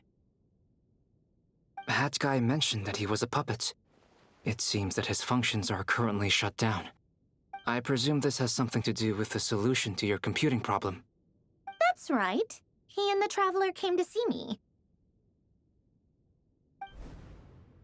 Wait, what? You have a solution? Would you calm down? Why do you always react so hysterically to everything? Excuse me? How would you know? You shouldn't be so quick to judge complete strangers. It's very bad manners. Oh, please. It doesn't take that long to figure out that you have a temper. Where does a mere student get that kind of confidence? I've actually published more papers than you. Not that status counts for much. Even Paimon's applied for Academia admission. Huh? Are you serious? See? This is why I can't be bothered to explain myself. She recognizes no one's skills but her own. Okay, fine. I'll hear you out. So, tell me, how do you propose to solve my computing power problem? This world itself is constantly processing all kinds of information. If it's the world's future you're trying to calculate, you need a processing device that's designed to cope with that volume. Easier said than done. Only Irminsul can handle that kind of... Wait, is that what you're suggesting? But surely we can't just plug my formula directly into the ley lines. You should be able to tell that I'm not human, right? Yeah, I noticed. The technology, though, seems pretty ancient. Very different from Fontaine's. It's a completely different system. Conrian, to be precise. I'm what they would have called a puppet. Puppets need an energy source and processing power. The artisans who built them sought out the materials most suited for that purpose. You? Do you mean... The Traveler and I have talked it over. She's willing to vouch for you. So, I'll allow you to borrow my core for your calculations. It was built using wood from a silver-white tree, which makes it a small part of Irminsul. Conrian technology and Irminsul wood. Who in the world could have built you? Are you sure about this? A puppet without its core will cease functioning completely. And if it's left in that state for too long, it might not recover. You could die if you do this. You do realize that, don't you? I can put 2 and 2 together, yes. No need to rub it in. I won't lie to you. This has never been done before. I cannot guarantee your safety. Doesn't matter. I'm prepared for the worst. Did you two actually talk this through? Is he... Are we really considering this? Yes, we discussed it. The bottom line is, he trusts me and I trust you. Let's give it a shot, shall we? Honestly, I have no clue where this kid even came from. But for whatever reason, he lent me his core to use in my formula. I'm very close to finishing my calculations now, and the core is currently in use. So I'm sorry, but I can only show you a sketch right now. This is what the core looks like. A silver-white branch. It certainly matches the legends told about Irminsul. Is Hat Guy gonna be okay? He's not gonna die, right? Right? In theory, he should be fine. As long as we put his core back in time. Beyond that, all I can say is that I'll try my best to avoid risk and make sure the core doesn't sustain any damage. I think I know why you called us here now. Someone needs to watch over his body and make sure it's protected until the process completes. Correct. He said that the only ones he trusts here are you two, and the Traveler. And the Traveler will have other work to do. He will have our undivided attention. Aww, Hat Guy. On a more positive note, things are progressing steadily on my end. I'll call everyone in for a meeting once the results are out.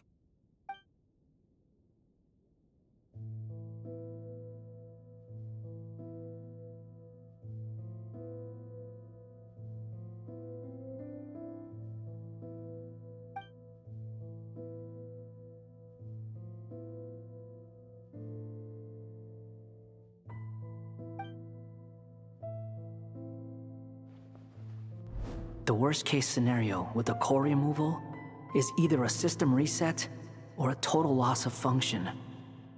But I'm not afraid. A quiet death should have been my fate long ago. A core is completely different from a heart. It's like another vital organ entirely. I never believed it could be a true replacement for what I sought. But in the end, it turns out the core was more useful to me. Pretty funny when you think about it. It's like the punchline of my entire life. Do you think there's any difference between a puppet and a human? If not, then this would just be another samsara. I have already experienced both a past life and a next life. Part of me wonders whether I'm only capable of making this decision because I've become a real human. What's with that expression? Isn't this a good thing? Sandrone will succeed, won't she? She has to. She will. We all have to persevere until this is over. That's right. And I'll protect you all until a moment of victory arrives.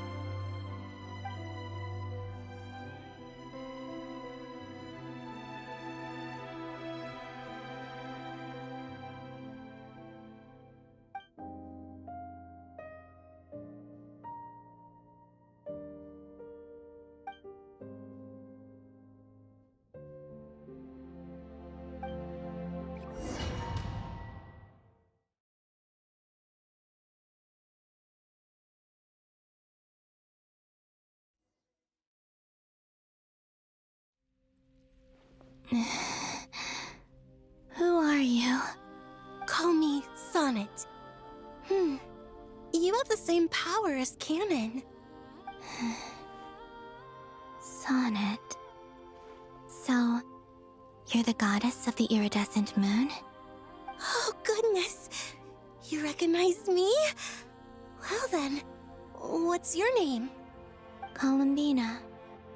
Columbina Hyposelenia. Hyposelenia? What a lovely name. Did you choose it yourself? It was a joint effort between me and my friends.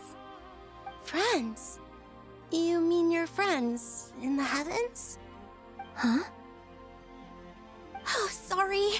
You must be exhausted. I apologize. Hang in there. Let me introduce you to my older sisters. Do you mean the other two moon goddesses? Arya and Canon? Wow, you sure know a lot. Hey, does that mean that our story goes on into the future? Oh, I guess that wasn't the best question to ask. It's all right. We were prepared for that possibility. You could say we were too prepared. I can't even remember how long my sisters and I have been here by this point. When did you get here? How long has it been? I can't say for sure, but it feels like it's been forever. I see. Are you feeling all right? You look a little unwell. I can hold out a while longer.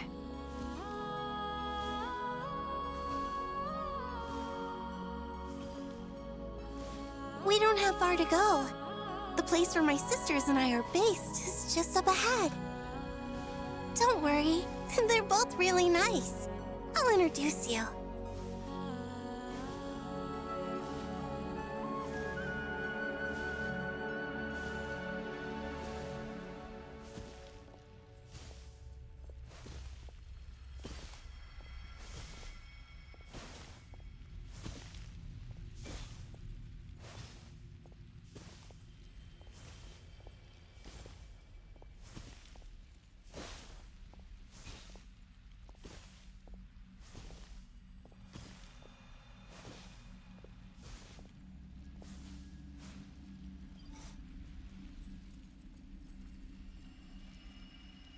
Sisters! I'm back! And look who I've brought with me!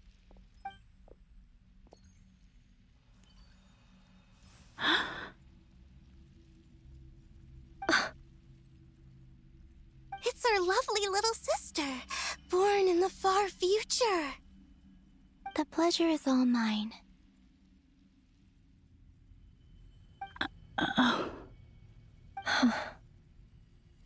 Allow me to introduce you to Columbina Hyposelenia.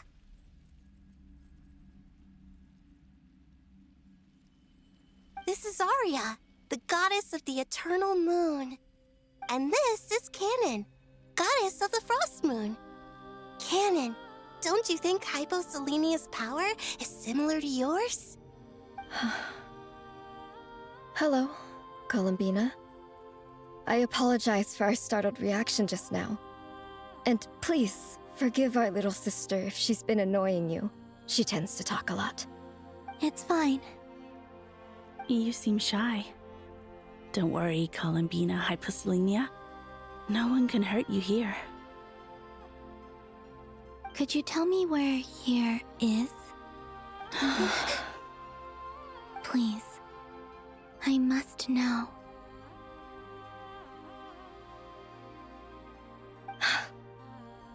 My dear sister, this is where Tevat's original ruler, the Dragon King Nibelung, imprisoned the moon goddesses. What? You're scaring her, Canon. No, I'm fine. Please, continue. Nibelung, our original master, created us in the distant past to maintain Tevat.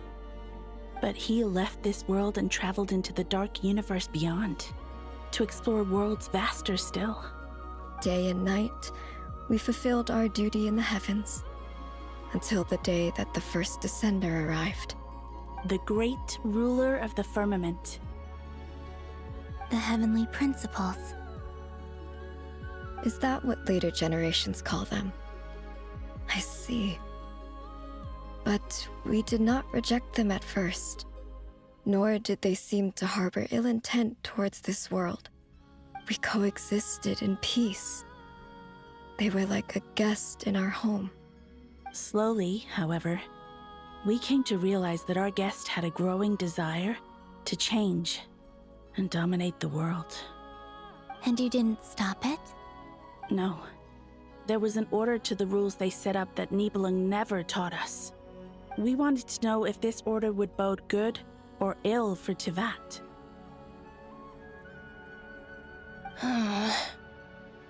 All right. Canon and I wanted to know.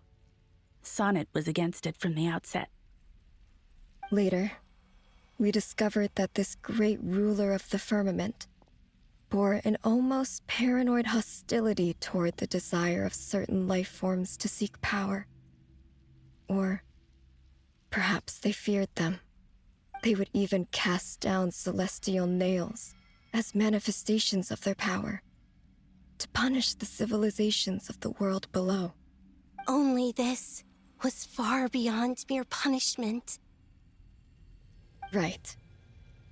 Their rules brought order, but the price people paid for merely testing the limits of those rules was far too great.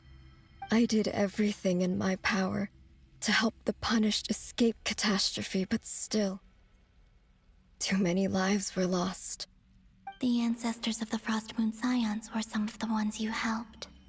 But just when we had decided to take countermeasures, the Dragon King, Nibelung, returned. And so began the War of Funerary Flame. So, that's the name the world gave that war in the future. Well, who won in the end? As far as I know, the Heavenly Principles won, although it came at a great cost. They remained in Tivat, where they continue to rule to this day.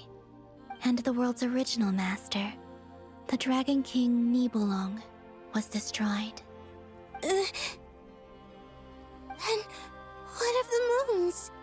Are there still 3 moons in Tivat's skies? You can tell us the truth, Columbina. We know we are but remnants of a bygone age.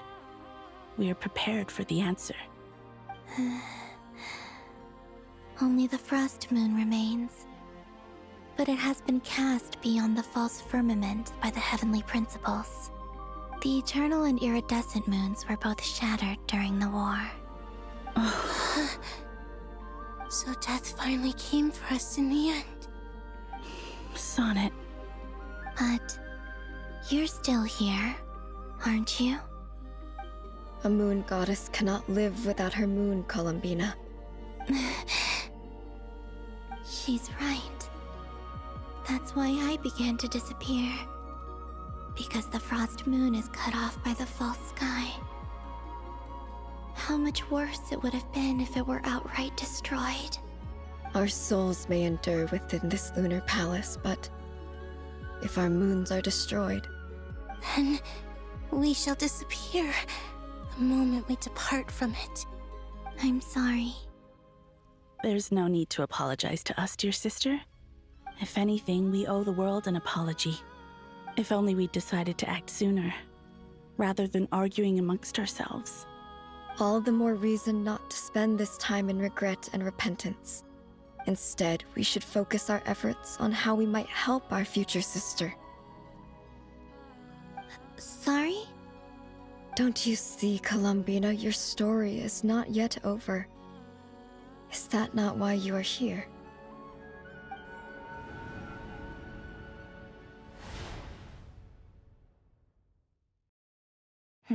It's done. Initiate numerological array. Continue running primary process. Calculate the world's fate through extrapolation. And identify nodes of potential change. Secondary process, scan for moons. Still 4. The number of moon marrows hasn't changed. Wait, let me think. Is it possible that there's something I've been misunderstanding about the moons all along? Variables. Variables in the world. I know where potential variables within the world come from. So what about the moons? Are there any variables there? Like their life or death, for instance. What if being alive or dead makes no difference to a moon? But that's so strange. Even immortal gods can die. Why would the moons alone be? Wait! I've got it! If alive or dead is considered a variable, we might have had this wrong the whole time.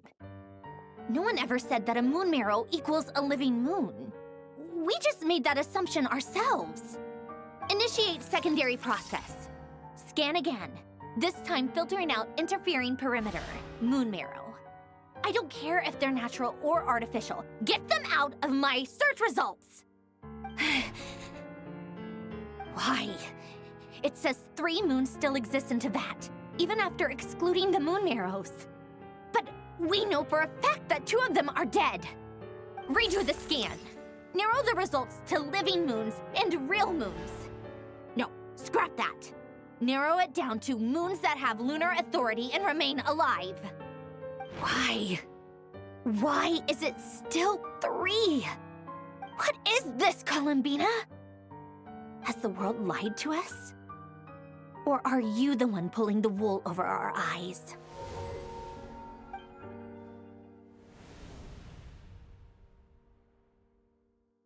So, you think that the moon's reflection might be where Nibelung imprisoned the 3 moon sisters?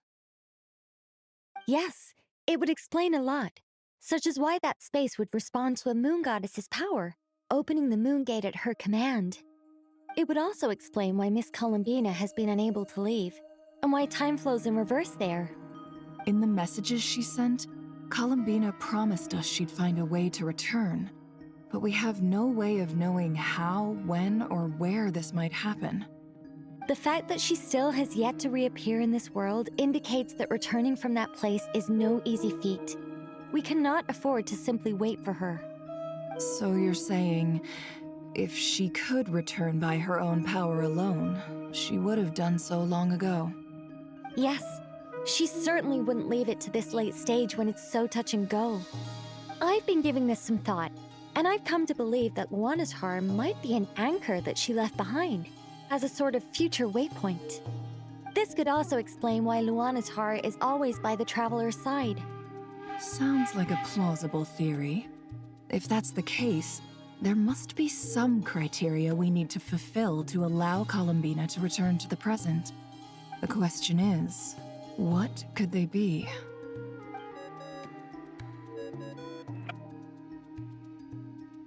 Hello? Listen up! This is extremely important!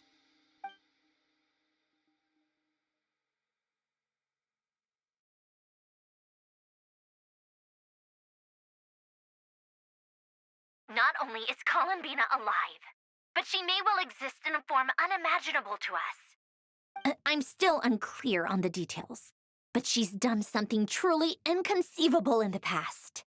And the clue to what she's done lies in the moon and Teyvat sky. Truly amazing. Oh, I'm so delighted for her. I'm sure we all feel the same. And I'm sure Columbina is ready to get back here and fight by our side. I'll keep my calculations going and try to find some way of coordinating with her. But that's not an excuse for everyone else to slack off, okay? All of you had better keep trying to think of solutions. How can the dead moon still live? And Luanatar...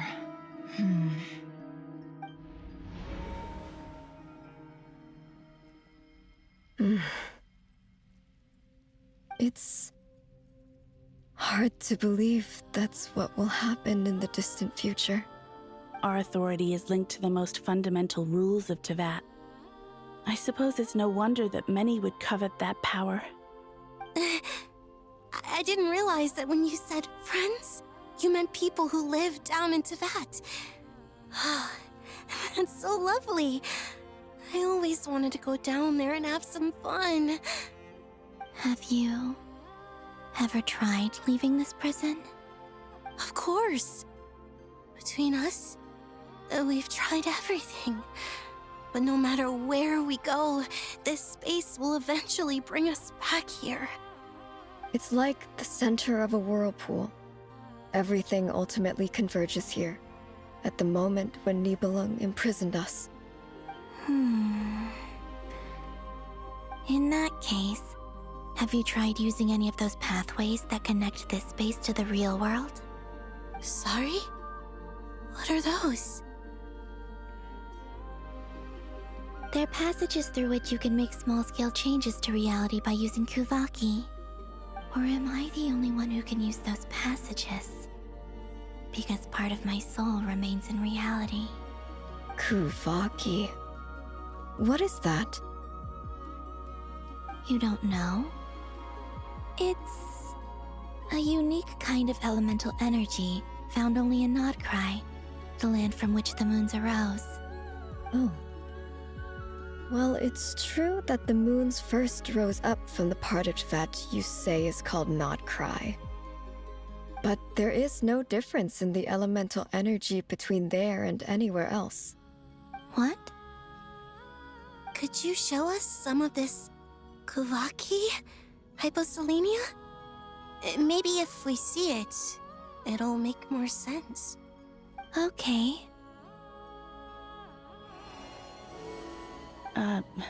Isn't that just your power? What? But it's everywhere in Nodcry. In the air, in the land. Even the creatures who live there have adapted to its influence. How curious. This Kuvaki certainly did not exist anywhere in the world before we were imprisoned. Let alone influence living creatures. So, how exactly does it affect them anyway? Can they float in the air like us? This is so strange. Why would their reality differ so much from mine? Columbina, you're looking for more than just a way out of here, aren't you? Yes. If I am to help my friends, I will need tri-lunar authority on par with that of our foe. You mean... you'll need our power? This sounds extremely risky. The three moons' powers are not mutually compatible. Concentrating them into one goddess will be a very painful process. And if anything goes wrong, it could tear you to pieces. I know. But I'm willing to take that risk. Even so, let's say we successfully transfer our authority to you. How will you take it outside this prison? Nibelung constructed this realm specifically to prevent us from using our powers to interfere in his war. No moon goddess can leave this place alive. What if I don't leave alive?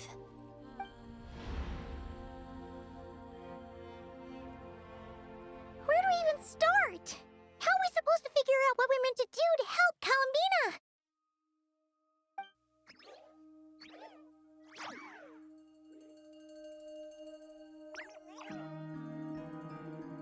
Columbina, what do you need from us?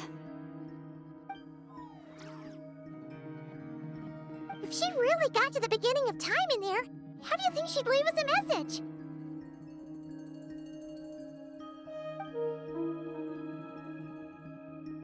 You don't think she'd write it down on a stone tablet somewhere in the hopes that we'd find it, do you? Seems unlikely.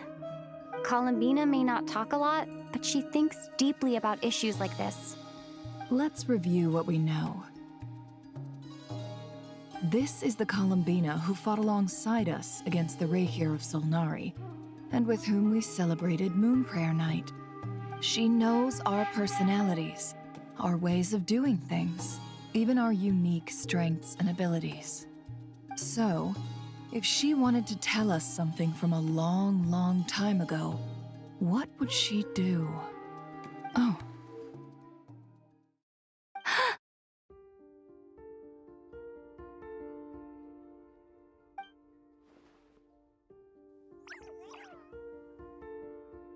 Traveler, you once said that those golden ripples also appeared when Luanatar was born. What if Columbina left Luanatar here, not just as an anchor to the real world, but for some other purpose? If she is part of Columbina, and Columbina knows that I can see past events through her... Oh yeah! Like when you peeked into Rarer's past through his heart! Nefer, wait! If you're right about this, and you can really see past events through Luanatar, your eyes, they'll... Oh, I know. Looking at Rerir's past in Conria was already enough of a strain on my eyes. Looking this far back into the past, it'll surely blind me. But it's our only chance. This is the only way. Boss. We spoke about this once, a long time ago. Do you remember what I said, Yehoda? The day I lose my sight, the Curatorium of Secrets will be yours to run. But... What's wrong? I'd be overjoyed if I were you. This day's come a lot earlier than either of us expected. I need to know you'll honor our agreement, Yehoda. Promise me. Yes, Boss Neff. I promise. Are you sure you don't want some time to think this through? What is there to think through? I should have gone blind after our battle with Rerir. Frankly, it's almost criminal that I got away with it for this long. Then at least let me take some precautions on your behalf. And if you really do lose your sight, I'll visit your office every day and make sure you're well looked after. Oh, please, anything but that. I was actually ready to go through with this. Are you trying to scare me into backing out? As if I could ever scare you. I'll assume you're just joking to calm your nerves. All right, enough chit-chat. Let's do this.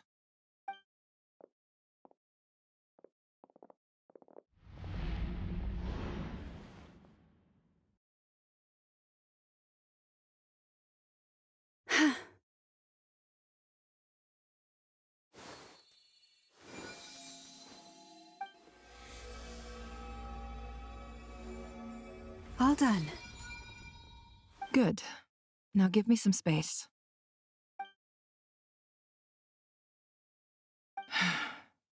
Come on then, little one. Show me what happened in the past.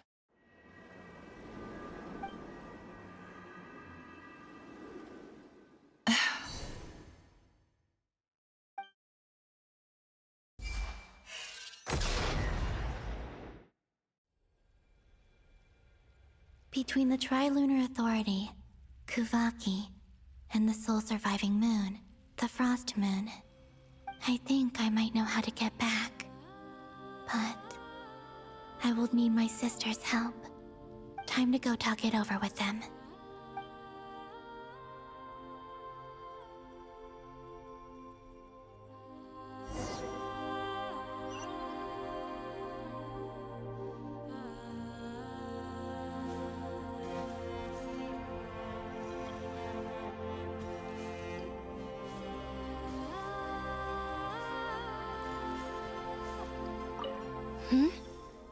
Have you decided what to do?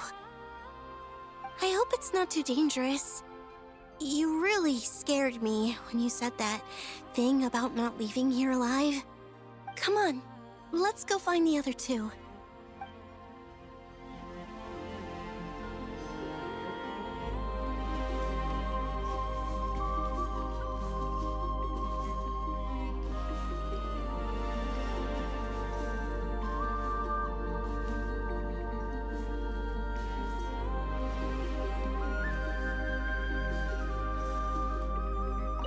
Seems you have reached a decision.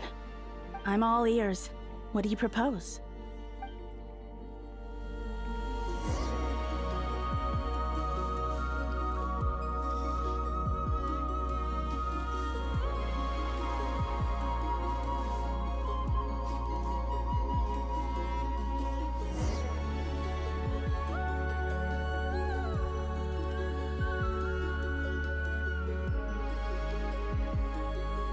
Have you figured it out, Columbina? Tell us, how do you plan to leave this place? I intend to die here, in this moment, and then be reborn in the future with the help of my friends. What? What are you saying? How can the dead be reborn? And how will you inform these future friends of your plans? You can't exactly leave oracles. Nothing can escape this place.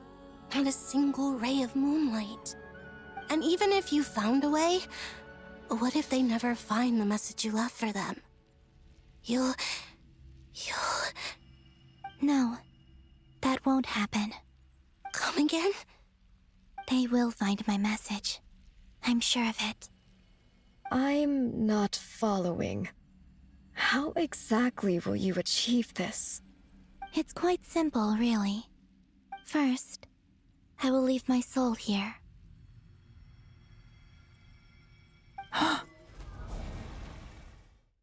I see it. Your soul? You mean your divinity? Yes. I once left a portion of my soul in the future. One so small that this prison barely noticed anything. In this very moment, she can resonate with my soul across time. When the time comes, I believe that she can serve as an anchor to pull my soul from here back to the future reality. Just as gravity connects the world to the moon. Exactly. In the future, where I came from, the moon has been cast beyond the false sky, but I can still feel that it is there. In a similar way, I can feel a connection to the soul fragment I left behind even now. My friends can use it to detect my presence. But how do you just leave your soul here? Is that even possible? On my way here, I met an ordinary mortal who entered this place long before I did. Her body is long gone, but her soul remains. And before that, I encountered an old enemy whose entire soul survives here intact, while the power that once corrupted his body has faded away. So, perhaps this space is specifically designed to imprison divinity and authority, but not the physical body. Still, even if your body can escape, would it not just be a lifeless husk without the soul inside? Wait, is that what you meant when you said you wouldn't leave alive? Yes. I shall turn my body into moonlight and pour it over Nodcry. That power shall protect the land and quietly blend into it, awaiting my soul's return in the future. However, I cannot do this on my strength alone. I would need your help to do this, so I'm humbly asking for your assistance. Oh, dear sister, you need not be so formal. As I said before, we are but remnants of a bygone age. You, on the other hand, were born alone in that distant future, and you have walked a long and lonesome road since then.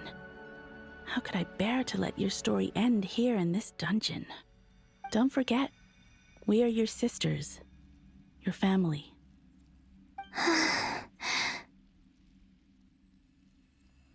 Arya's right. Actually, I've always wanted a little sister. Can you imagine how it's been for me? Getting nagged by two older sisters all the time. Now, I finally get to be the big sis. And not just that, but I get to help you return to your world, too. How could I say no to that? Sonnet. Canon?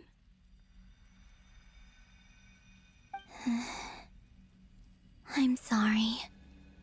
I know this is a bold request. The Frost Moon is rightfully yours, and it remains intact. Oh, no, please, don't misunderstand me, Columbina. I was just thinking. back on the years that the three of us once spent together, you cannot imagine how happy I am to hear of the future world you describe. The Frost Moon Scions, your lovely, kindly friends. For the three of us, whose purpose in life was to maintain the peace in Tevat, it is a great relief to know that the people of this world live in such an abundant future. If your plan can save them, and save, not cry, I will gladly give you all that I can. Besides, the three of us have been together since the day we were born. I could never abandon them to live on alone without them. Canon. Still, I do have one question I would like to ask you before we proceed. Certainly. What is it? Why do you cover your eyes?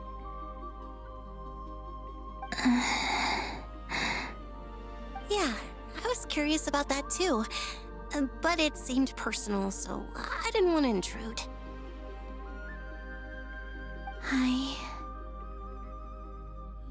There was a time when I refused to look upon the world. I believed it was full of nothing but lies and falsehoods. I wished to hide my feelings, seal my heart, until I could return to my true home. I see. Perhaps that decision saved you from ever having to see the false sky again. But at the same time, you likely missed out on many true and precious things, like the smiles on your friends' faces. Promise me this, Columbina. When you return to the future, open your eyes, take a look at the world around you, and see your friends. I'm sure that you know this already, given that you long to return, but that is your true home. Give me your hand, Columbina.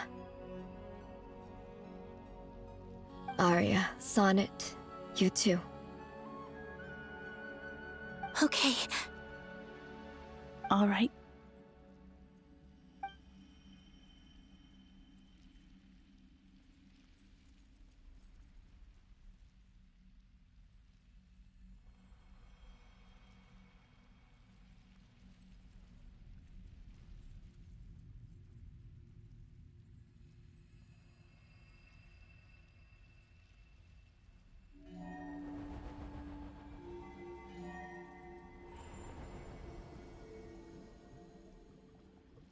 We once were the songs sung for eternity, but now it is you who must continue to sing. We once were the tides in the great river of time, but now we subside, and you arise. We were the messengers of madness and inspiration. But now, the lies have faded, and your truth must endure. We are souls awaiting the sun. You must return to be with those who smile when they see your face.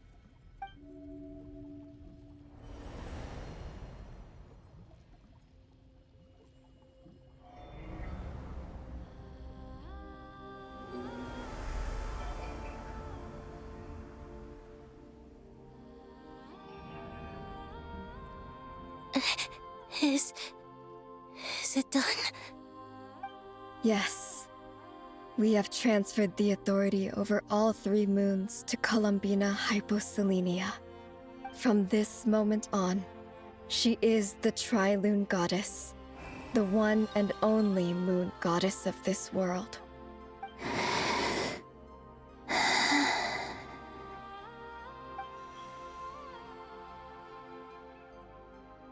Thank you. Thank you, my sisters. Now go, and do what you believe is right, Columbina Hyposelenia. Be aware that we cannot grant you the power of the 3 moons beyond these prison walls. The conflict that arose over their remains following our disappearance will still take place. I understand. Sisters, oh, my body. It feels Now that we have given up our power and authority, our bodies are merely mortal shells. This prison is dissolving them as we speak. It's okay, Sonnet. The end must come for every god, just as it does for every human. That's all this is. The final destination of our lives. Canon and I will be by your side the whole way. We have one final request, Columbina. Could you use the Three Moons' power to send us back into the real world? Now that we have lost our powers, I doubt this space will seek to hold us further. It's just... we would like to spend our final moments together in the only place we ever called home. Of course. Gladly.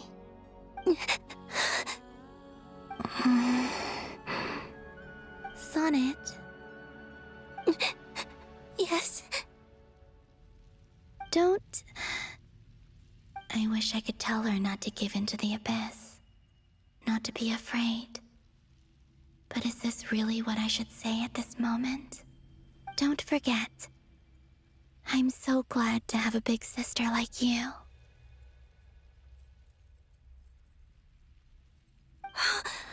No, Hypo. Thank you. I'm okay. I'm not afraid. As long as my sisters are with me, I won't be afraid.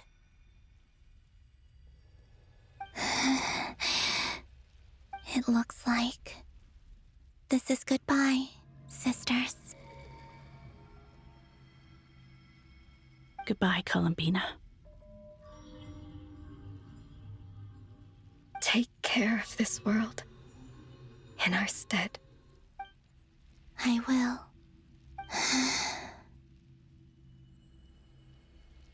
And now, it's time for me to bid farewell to my body, too. May it become the moonlight that keeps Nodcry company through the long years ahead. So this is why Nodcry was not always home to Kuvaki. It only appeared after I poured my body out upon this land, and only this land. Kuvaki responds to me because it is me, my body, answering the call of my soul. And the golden energy I've encountered on my way here was, in fact, that very soul, which I am about to leave here to guide me. O power Trilune, eternal moonlight. I, Columbina Hyposelenia, lay aside my body. Let it be cast into the dark night to illuminate the future. May it be a companion to all who dwell beneath the moon.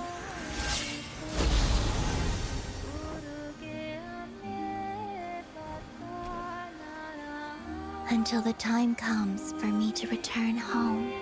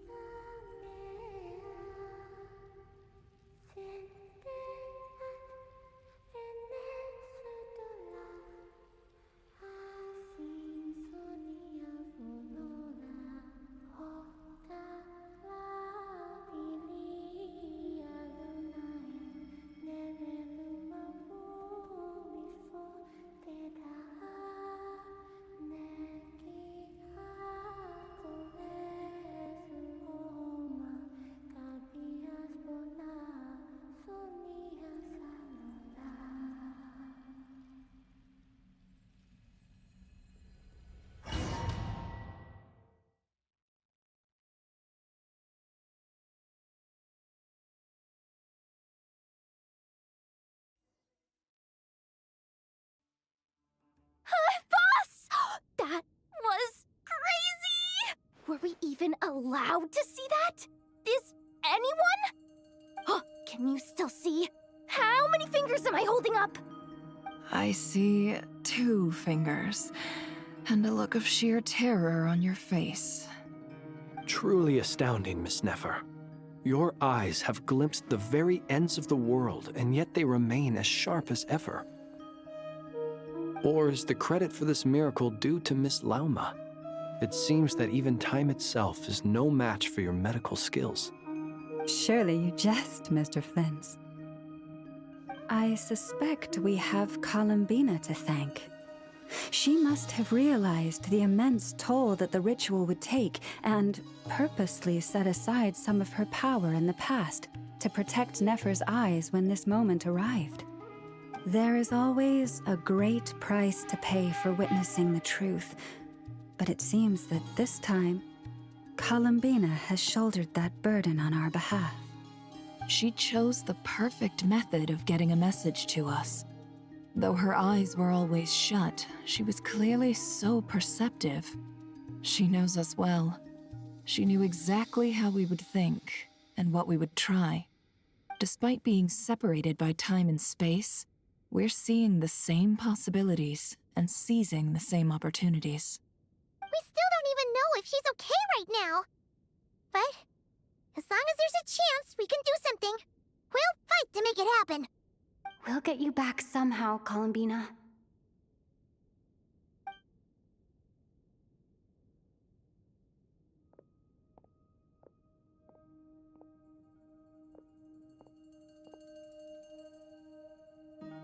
Well, based on the information we now have, let's figure out our next moves. Thanks to these gentlemen, we have a much clearer picture of the situation with Dottore. The civilian population has been moved to safety, so we no longer need to hold back. Miss Androne, how are the calculations going? So far, so good. I'll keep seeing how far I can push the system, though. Can't have Hatman being powered down for nothing. There's still a long road ahead. Where should we begin?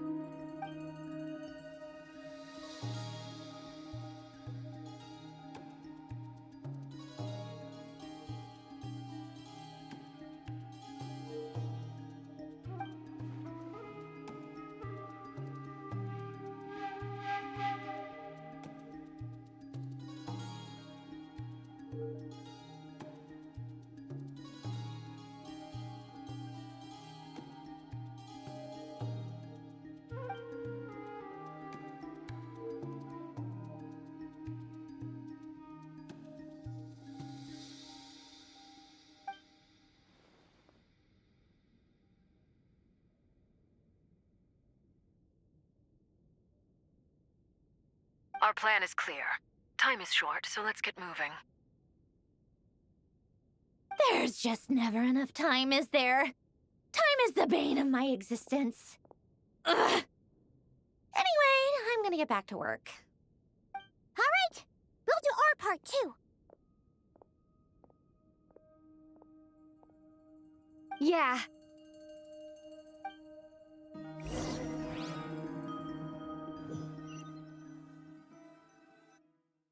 Albedo's theory says that elemental energy can dilute the light realm's power, but I'm no expert in building elemental defenses. Sounds like something out of the advanced elemental theory section of the library. Whew.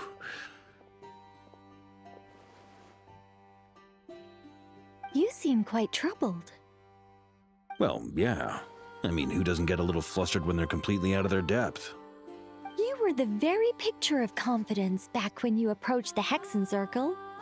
Eh, I could have been faking it through that whole meeting for all you know. Who's to say I'm not just a ball of nerves in a charming and gregarious package? Oh gosh, really? I'm so sorry, I had no idea. Well, you're all the braver for it. Still, I was much more in my comfort zone than I am here. At least in Mondstadt, you can cry for help from a cliff top and actually stand a chance of summoning Barbados himself. Things have never looked bleaker than they do now. If we don't pull this off, Tevat's doomed, isn't it? Oh, you think so? Actually, yes. Yes, it probably is. It's a shame. Don't put too much pressure on yourself. Tevat has faced annihilation many times in the past, but it also gave us you, didn't it? Hey, don't give me that. It's not like I'm anyone special. I disagree. Every human born in this world is special. We angels have always believed that. In that case, this humble human being has a big favor to ask of you. I thought you might say that. I'm sure Alice, in her great wisdom, sent you here precisely to help us in this difficult time, yes? Well, that has less to do with her wisdom and more to do with my power. Of course, of course. Well, the thing is, these elemental defenses we're about to build, I don't think it's a question of if they'll fail, but when. Durin's findings from his patrols make it clear that Dottore is constantly expanding his territory. First it was his lab, then the design bureau, and now this. It's not realistic to completely stop him encroaching on the rest of Nagrai. Rather, our goal should be to stall him for as long as possible. If Miss Sandroni's calculations are correct, well, they're the closest thing to certainty we have in this situation, so let's assume they are. Anyway, her calculations suggest that our best hope for victory lies in Miss Columbina's return. It's up to us to slow Dottore's advance and buy time for her to make a return. Are you asking me to help you with building the defenses? No. I'd like you to prepare for what comes next.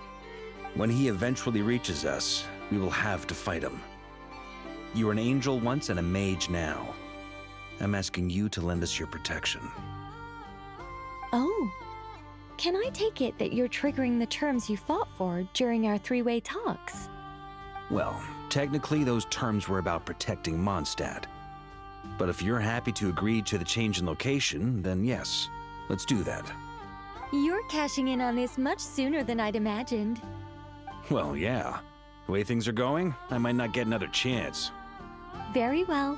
The mages have heard the knight's plea, and we will respond. To tell the truth, Alice and I had already discussed how we might help you all, so I didn't come empty-handed. I always like to be prepared.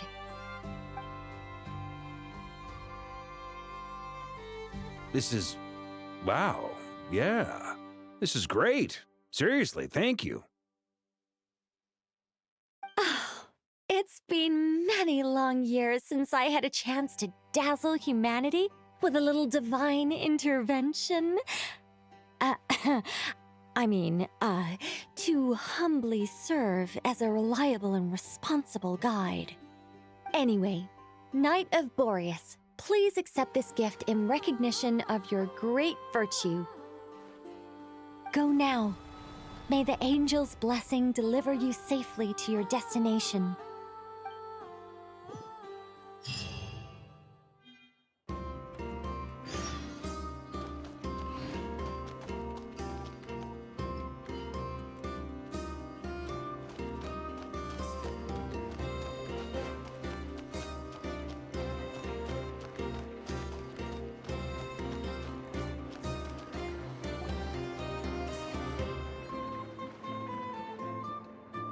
Ah, you're here. Sandroni! How are things going? Glad you asked. You two are about to become the first people to lay eyes upon my masterpiece. Or should that be the first person and the first, specter? Hey!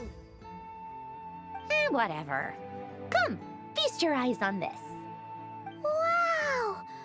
We've never seen something like this before! This meter displays the progress of my formula. Currently, it's still making the most important connections. Once it's finished running, I'll deliver it right to your side. And then, we can finally bring Columbina back. What do you mean, deliver it? Can't you just tell us over the Dodo communication device? It'll just be some numbers, right? Ugh, you're such a greenhorn. This isn't the kind of formula you solve in math class. It's a highly complex algorithm capable of constructing a framework of rules. Ugh, whatever. We'll be here all day if I start trying to explain it. All you need to know is The formula must be completed before we can bring Columbina back. I'll share the data with you. Nicole's agreed to let me use her information channel, so we just need to use the Dodo communication device like so. And... there. Now you can check in on my progress. Wow! Look at that! You're amazing, Zandrone! About time you recognized my genius. Took you long enough. Anyway, that's all from me. You should check on the others if you have time. Make sure we don't have any weak links in the chain. That might sound harsh to you, but close supervision is a common practice in the Fatui. Not looking to catch anyone out. I just care about everything going smoothly. That's all. I'm kinda stuck here while the formula's running, so I need you to be my second pair of eyes in the meantime.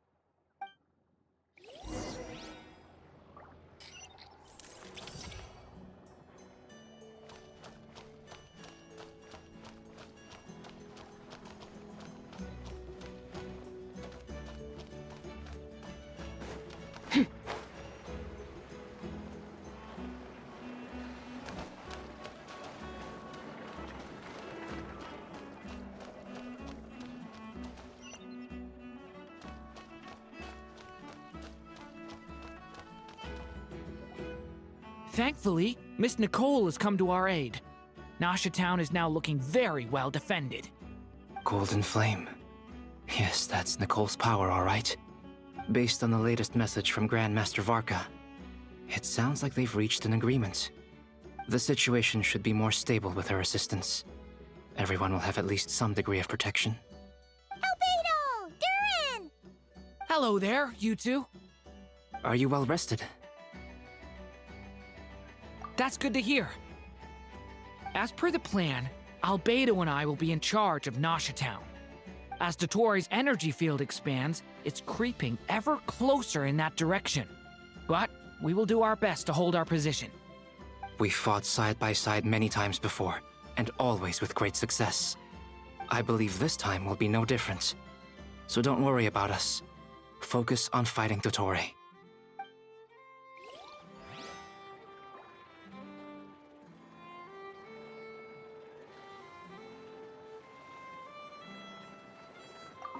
As Dotori's energy field expands, it's creeping. We fought side by side many times before. I believe this time will be no different. So don't worry about us. Focus on fighting Dotori.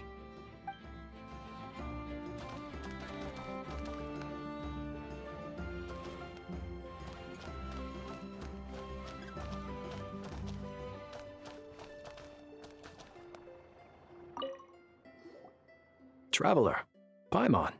A pleasure to see you both. Flans! How's everything coming along?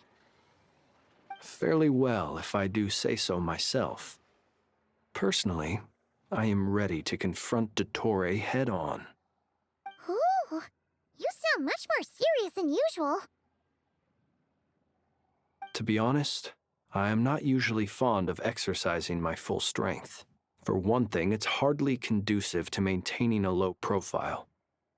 Besides, I believe one should have the right to choose when to show their hand. I am conserving my strength until the moment of battle is upon us. Anything to boost our chances of victory. Seeing you get into the zone like this really puts Paimon at ease. Huh, Traveler? I consider it an honor to have your trust. Rest well. I look forward to seeing you both in your element during the battle.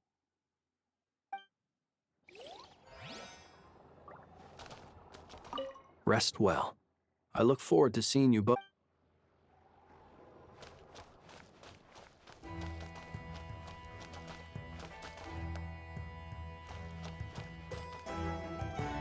Yes, Miss Moonchanter? What are you staring at? You always address me in the strangest ways. Lady Moonchanter one minute, Miss Moonchanter the next. Yes, and? Are either of those incorrect?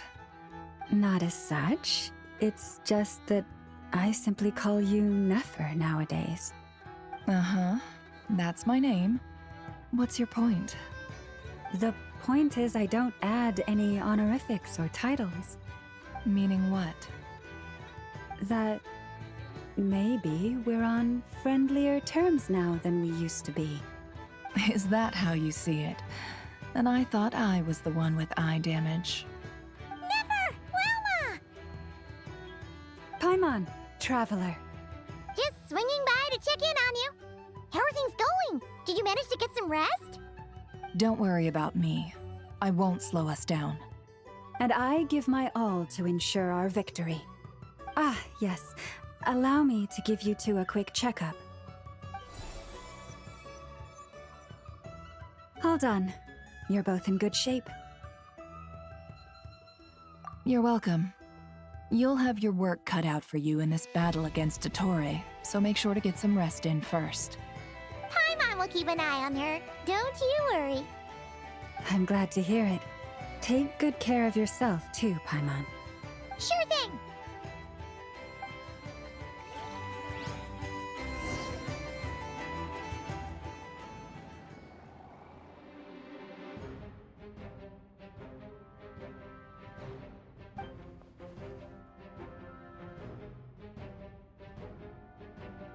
Here they come. That's quite a horde. As we expected. Get ready, everyone. Take your positions and prepare to engage. Let's begin. I'm at the ready.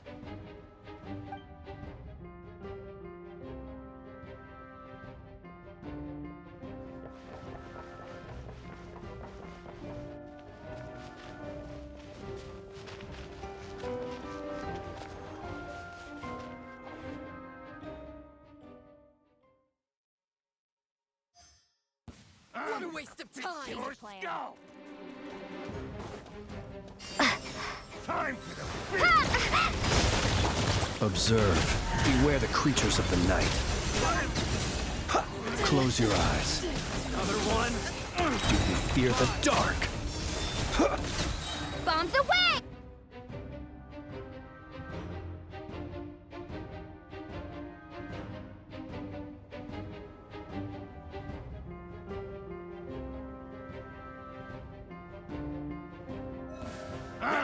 It's your skull!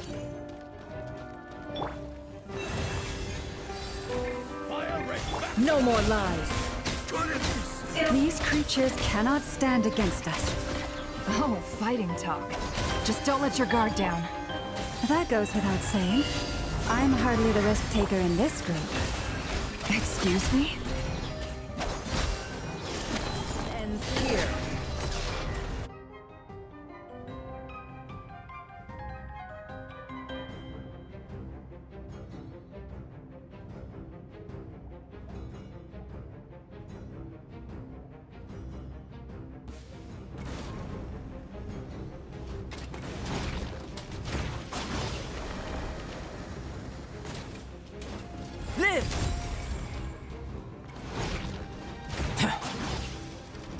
Feel this ancient power.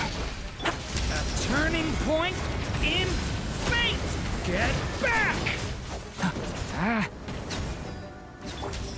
That was easier than I thought. Naturally. What do you need? Is it because as created beings go, we're of a higher level than them? Very...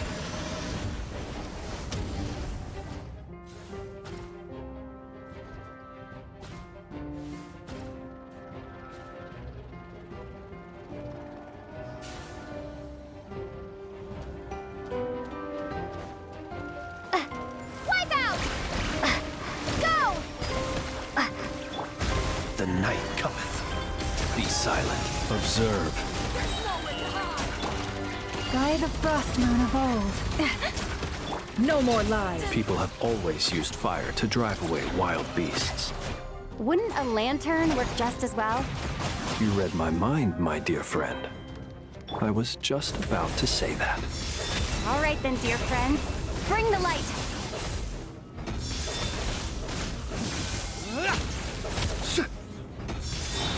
Do you fear the dark? You poor lost lamb. It all adds up. Seek within.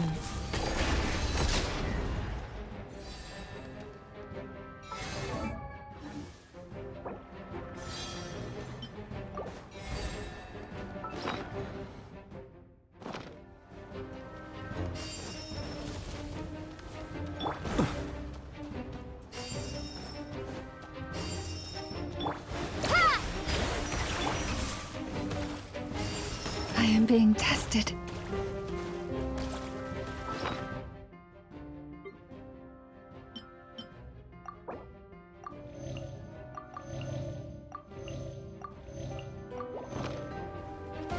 Forest, protect us. No more lies. With one heart, we pray. It all adds up. Let's see what you're...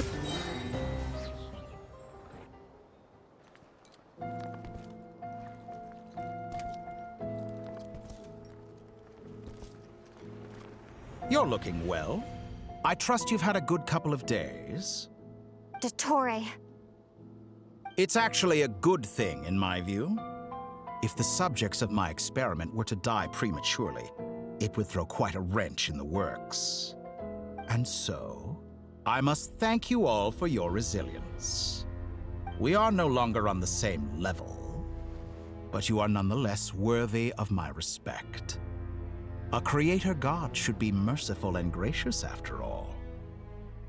And in any case, it is only right that before I end your lives, the world is informed of the arrival of their new god.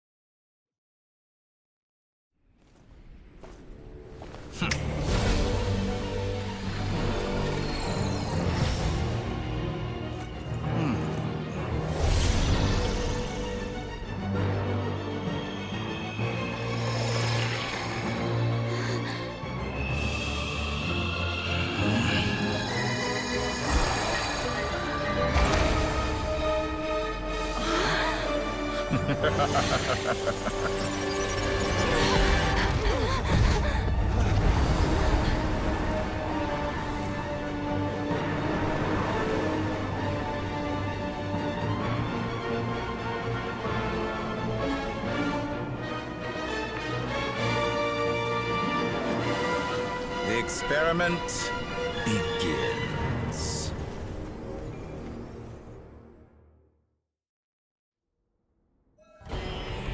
With the marrow of the three moons in my hand, behold the false moons fall!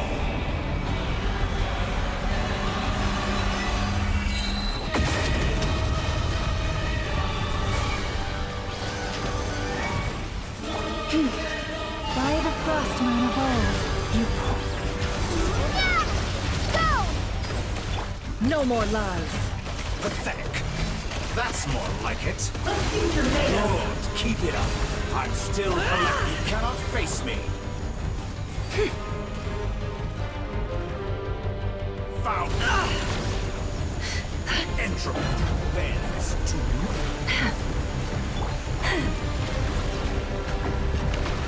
Forest, protect... Can't hide the truth. It all falls into place.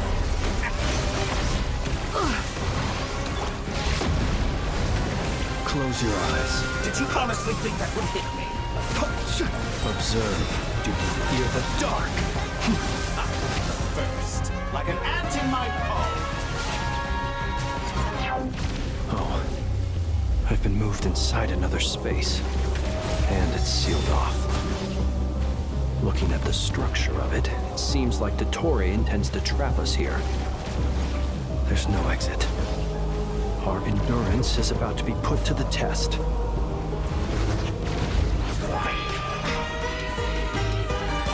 Leave this place. It all adds up. It all falls into place. No more lies. Good. Keep it. That's it all adds up.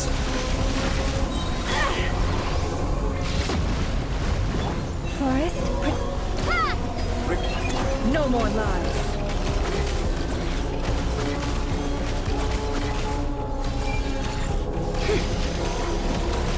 Bombs away!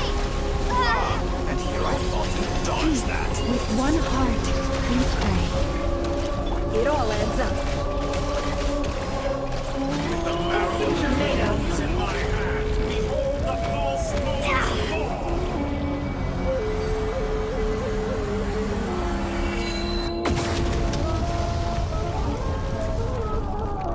Tell me, where will you try scurrying off to next?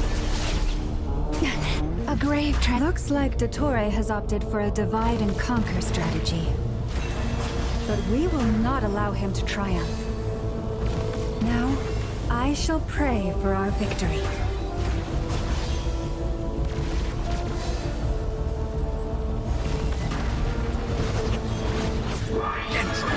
Bends to me.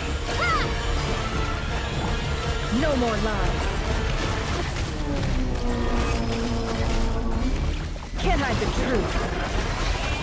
It all falls into place. Did you honestly think that would hit me? What a Be shot! Foul! Moon's remnant!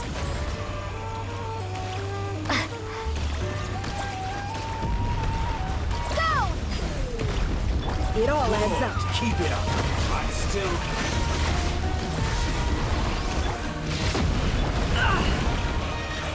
Can't hide the truth. It all adds up. That's some results of valor. Good. Keep it up. I'm still collecting. Reverse. Can't hide the truth. It all falls into place. Be annihilated. That which cannot stand against me. What's this supposed to be? A knockoff version of the space Columbina got trapped in? There really is no way out. We'll see about that, Dottore.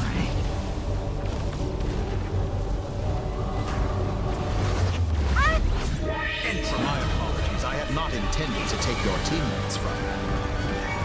But you have a choice, Luna. Obey, and I can release them. An excellent deal, if you ask me. Won't you consider it?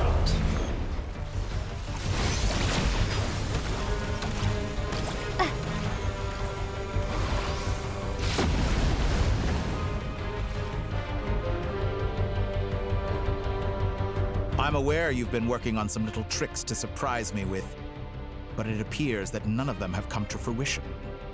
My guess would be that you're trying to bring Columbina back. But then, where is Sandrone? Or are you trying to buy time for her? I always found their friendship to be a curious phenomenon. Two highly incongruent personalities, and yet they share a deep connection. Speaking of Columbina, I once saw her as like a younger sister.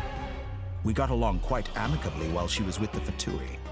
But then one day she suddenly decided she would refuse to take part in any further experiments.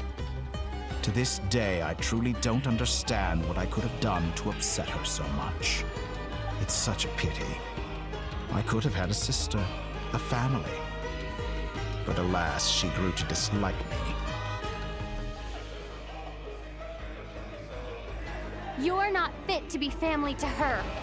That I can't deny. So many people, all obsessed with playing out the same tired old dramas.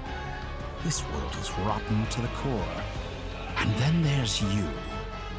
You had every opportunity to reach the right conclusion. The thought of killing you off like this? But I maintain that I approached you in good faith, so I will offer you another chance. Will you work with me? You have until I count to 10 to make your choice. 1, 2, 3. Not in a million years. Huh?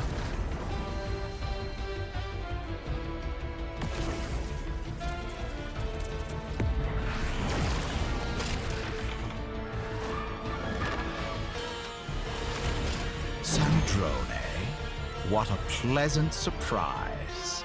I didn't think you'd join us all the way up here. You're as sick and twisted as ever.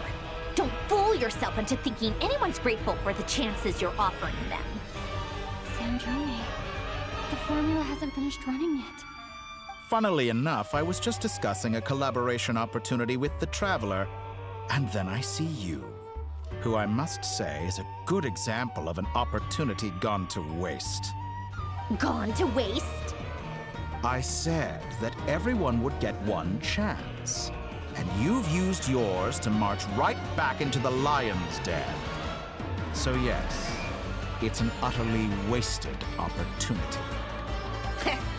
And what makes you think I believe a word that comes out of your mouth? I was planning on disposing of your little formula after wrapping up more urgent business here.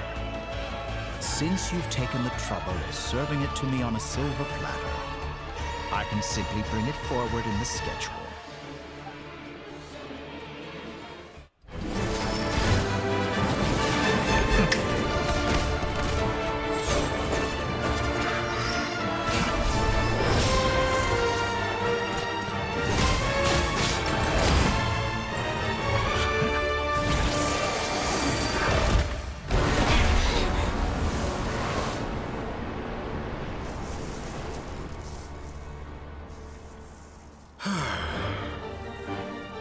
Is this your life's work?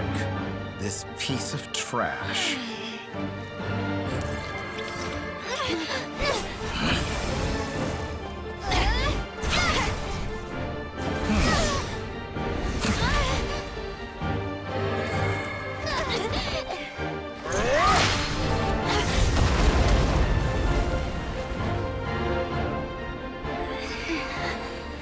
Your formula runs too slowly, Sandrone.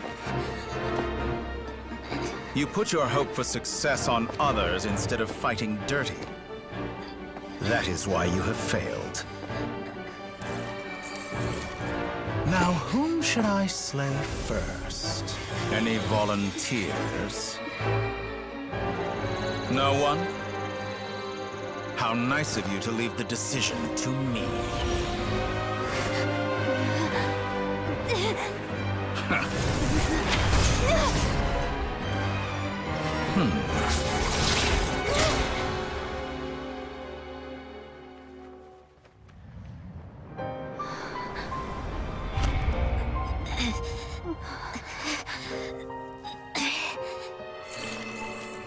Oh, how unexpected. Sandrone, any last words for me, comrade?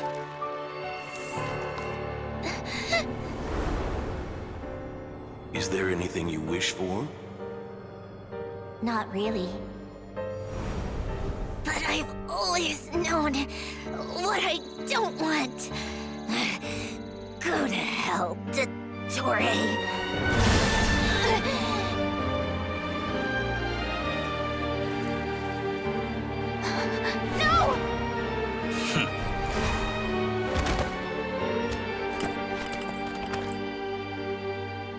And now, you have failed.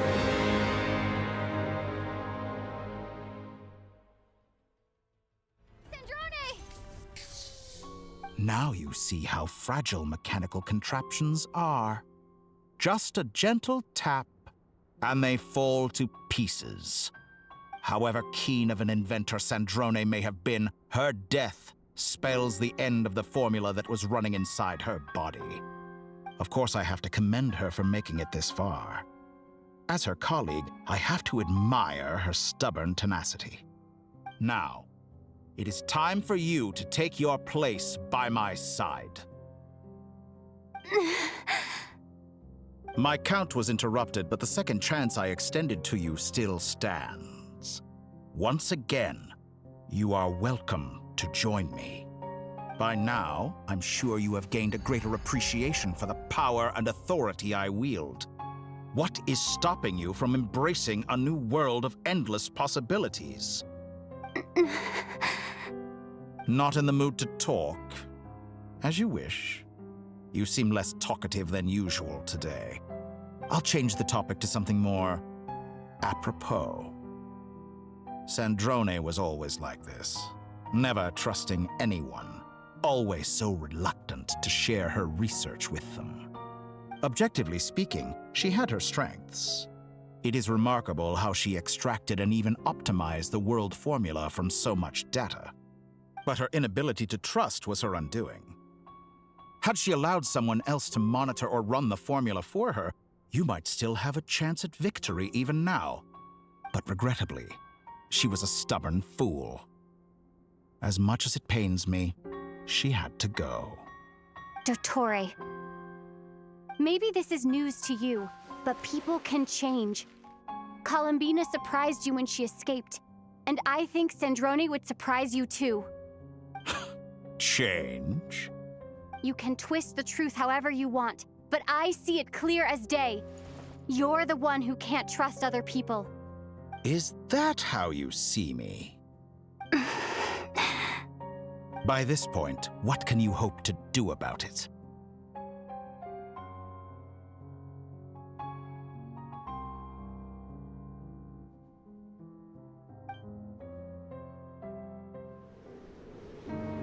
It is pointless to fight on. You've already lost.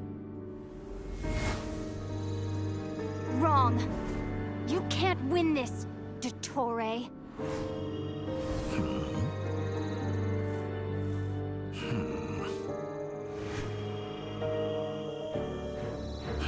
What?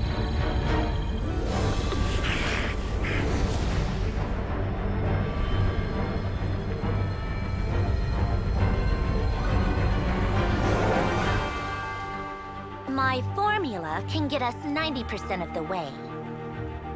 It will connect you to Columbina. Then, I will bring the formula's output to the Traveler's side. For the last 10%, do whatever it takes. Just bring the moon down.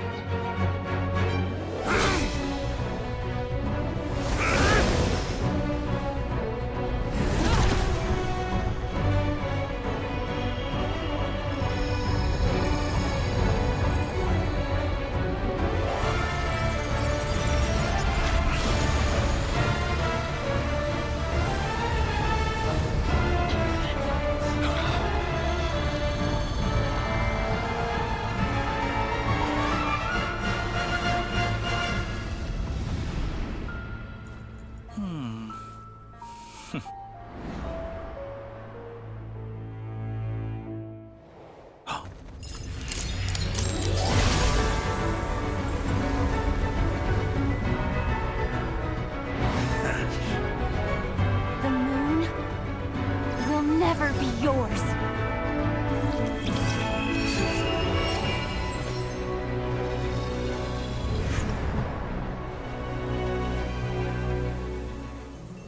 I turn my body into moonlight and pour it over Nodcry. My soul I leave here to inform my future friends. Lastly, I will hide the Trilune Authority within the Frost Moon. And when my body, soul, and authority are reunited, finally...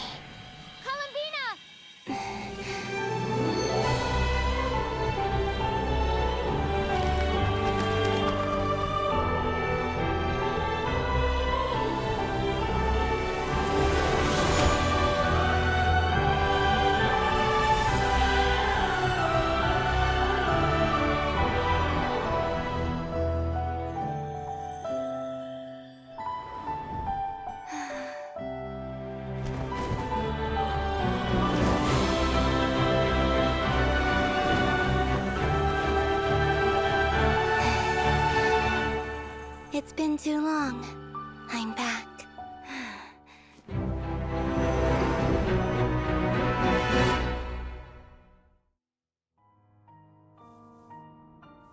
Stay focused on the battle, Traveler. What a touching reunion. Though I personally find myself repulsed by the sight of weaklings huddled together for war. Now, if you're quite finished patting yourselves on the back, show me how long you can struggle before you drown! Watch out, Columbina! He can manipulate space itself! I know.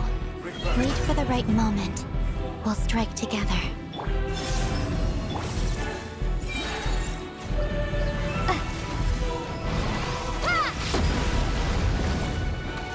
Did you honestly think that would hit me? Entropy bends to me! Lane.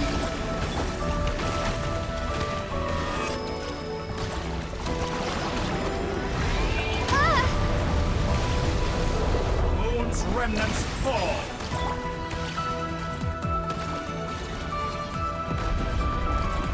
Pathetic. Surge.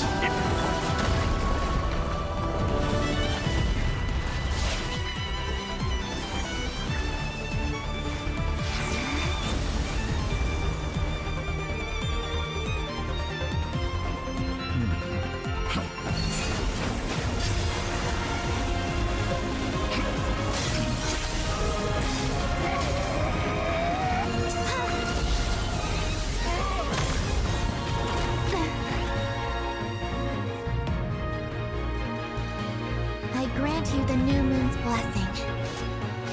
The new moon shines upon you. I am growing weary. It's over, Dottore!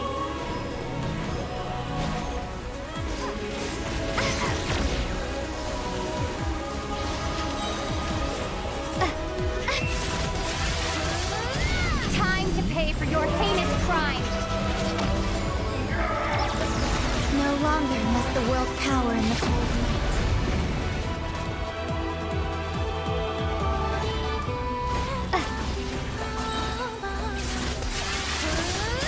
Our future is not your... Let the moonlight dispel the darkness.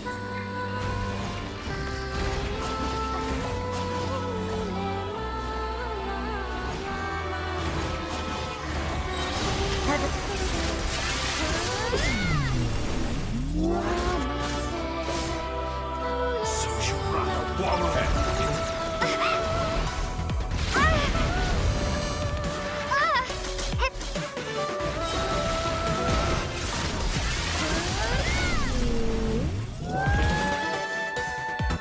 So you'd rather wallow in this rotten, decaying world?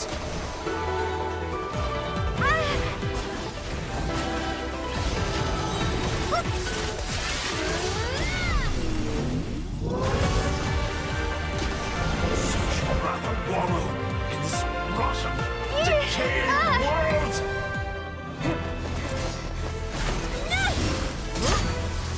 Willfully blind. How can you be so satisfied with your fate?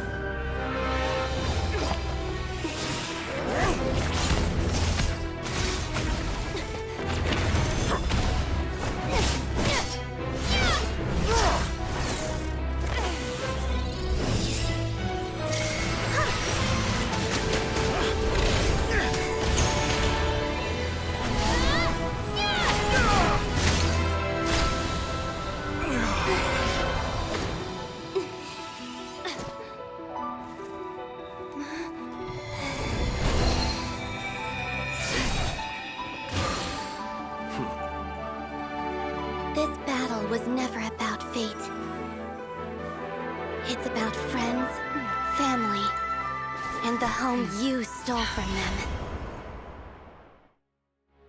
So dull. Only the weak rely on each other for comfort. You shall see.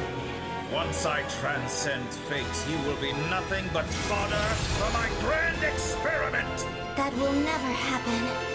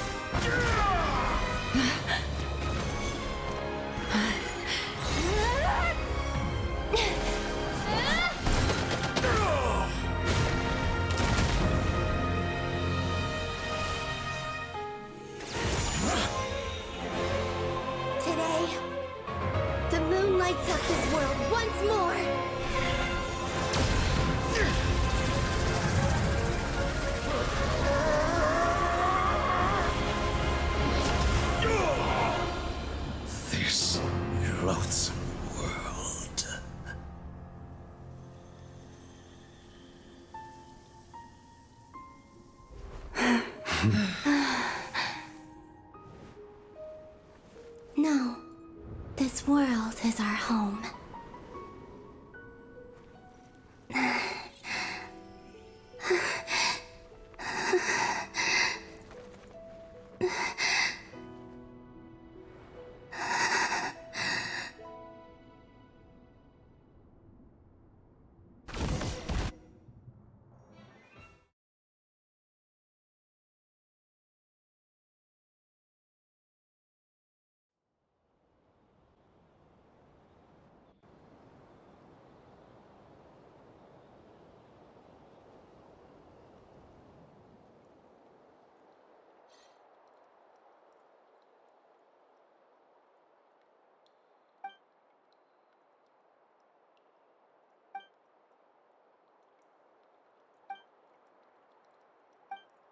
No, you're doing it wrong. The moon looks like this now. What are you drawing, children? The new moon, Mom. It looks different than before, doesn't it? Also... Can I go buy a sugar sculpture today? Please? Just one? All right. I suppose today is a special day after all. Almost like a festival. Extra, extra! Get the latest Nasha Express here! Post-disaster report! Nasha Town reborn beneath a new moon! The voyage begins today! The future looks bright thanks to the League. Want a copy? I knew things would be different, but I didn't think that would include the moon. They say a new moon goddess has been born. A new moon goddess? Who's saying that? The Frost Moon Scions? I guess so. I'm not too clued up on the details. As far as I'm concerned, the moon's still in the sky and it's business as usual. Hey, since we've come all this way, shall we grab ourselves a free meal while we're here? Are you a convert now? Or are you just here for the free lunch? Oh, come on, what does it matter? After everything we've all just been through? That smells good. All right, that's it. I'm hungry. Time to eat. Come on! We gotta get there early, or there won't be any good spots left! Shh, keep it down. This is a residential area. What if people are still sleeping?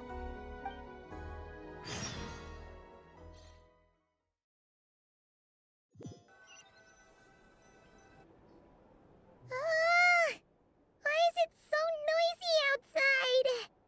It's okay. Paimon was pretty much awake anyway. It's been so long since we last had a chance to relax, huh? Feels like time is moving slower than usual. What about you?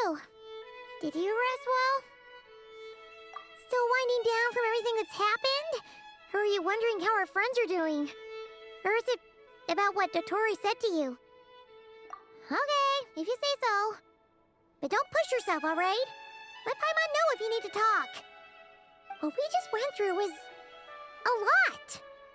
It's totally normal if you need some time to get back in your groove. Luanatar disappeared after Columbina came back. Apparently, she was part of Columbina's soul or something.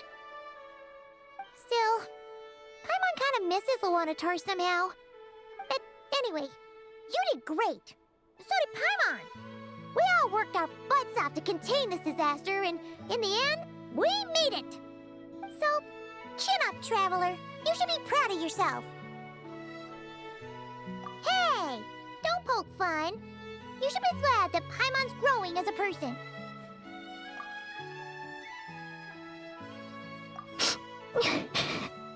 Paimon didn't think you'd mention it. You have no idea how anxious Paimon was. She was worried sick about you. Well, if you really want to show Paimon you're sorry, you're gonna need to make it up to her.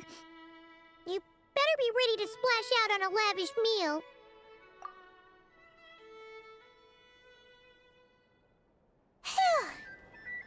Okay.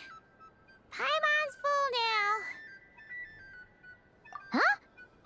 Oh, well... Hey there, Traveler and Paimon! Good morning! Morning, Yehuda! Here for some breakfast? Oh, I've already eaten. Just need some water. I was mostly worried you might forget what day it was today. So, I came over to remind you. Careful there, Paimon. Too much food will make you drowsy. Don't let anyone catch you hiding at the back and nodding off during the League meeting. You should probably be saying that to Aino. She's the baby of the group, if anyone. True. You know, I'm surprised that all these competing groups are actually coming together to try to solve things together. Definitely a first for Nodcry. Well, nothing like a region-wide calamity to bring people together. After that, surely even the most self-interested people have to realize that going it alone isn't worth the risk, right? Try telling Boss Neff that. She's not exactly convinced that people are gonna get with the program. Really? But if she's so pessimistic about it, why'd she agree to be the Curatorium's representative in the League? Probably 'cause even though Unity sounds like a pretty far-fetched idea, the benefits it would bring make it worth a shot. I think things will work out, though. I swear, Nodcry feels like one big family now with everything that's happened. More than it used to, anyway. Paimon's with you on that one. And it seems like plenty of other people agree, too. Just listen to the bustling streets. All right. Everyone's been rebuilding these last 2 weeks, and the evacuees have been coming back in droves. Life's slowly returning back to normal. Which means my workload's probably gonna shoot back up. Were you about to head out? There's still some time before the ceremony begins, you know. Yeah, we were gonna take a stroll around the square and say hi to some friends first. Sounds good. See you later then.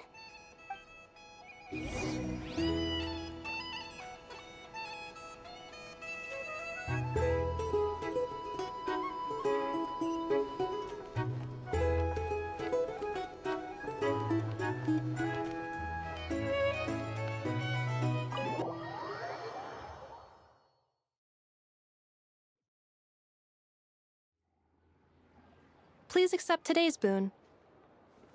Have a nice day. Are Paimon's eyes deceiving her? Or is that Inefa handing out food for the Frost Moon Scions? Hello there. Would you like a feast of the moon, along with some snacks of the day? So, what's new, Inefa? It was only a few days ago when we last saw you, but it looks like you've joined the Frost Moon Scions in that time. And Aino, too? What are you talking about, Paimon? We're just here to help. Duh. In the wake of the disaster, it's all hands on deck. We responded to Lama's request for support. At times like these, the smallest good deed can inspire others and help them through the hard days ahead. And we're using eggs and heating tubes to make that a reality. In true Kromkake Crab Shop style!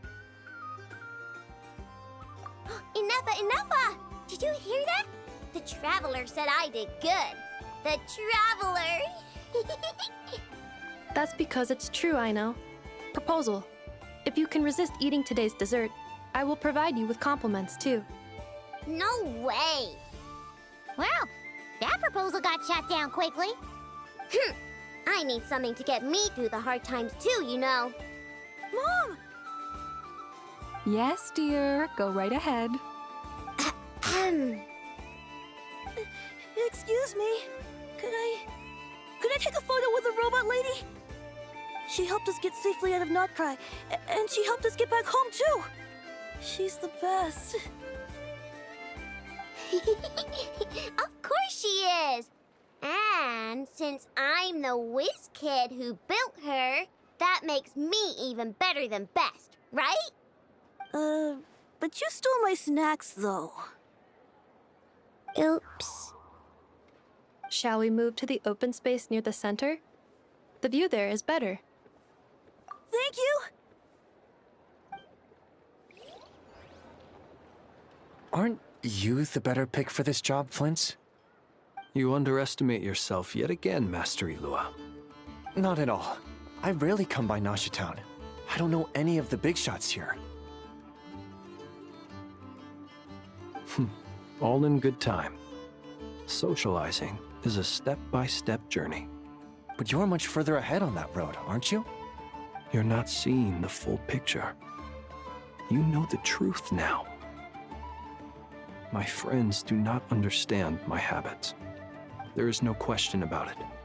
The Lightkeepers need a representative in the League. Someone who is upright, cares about other people, and can realize their self-worth through group action. You say it like you wouldn't make the cut. I am most flattered that you think I would. Sigh a little less, Master Ilua, and have more faith in yourself. All the Lightkeepers agree that you're a very promising young man. That is precisely why Starshina and Nikita felt safe delegating such important work to you. I'm sure we all also agree that we would sooner die of dehydration than manage to wrangle anything out of you in a discussion. My apologies.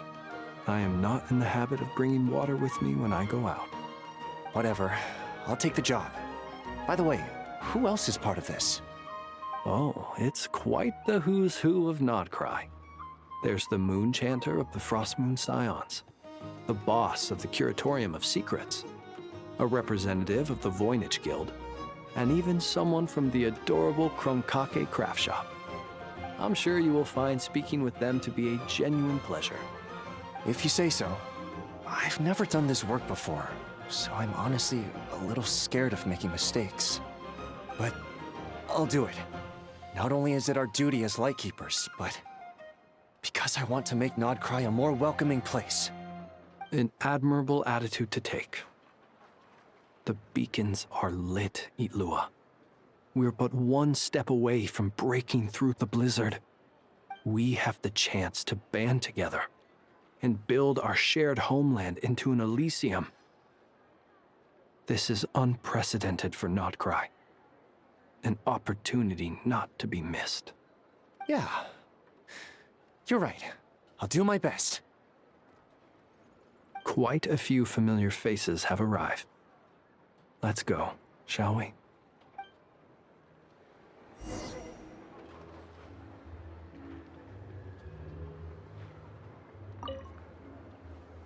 You look so cool when you fly, Miss Robot, and when you use your spear, too! And even though you took my snacks, it's pretty cool that you could build stuff like this. You've got so many inventions. It's amazing! Also... Micah, we need to go now. 1 second! Please take this Feast of the Moon, as well as some snacks. Share them with your mother and your lovely family.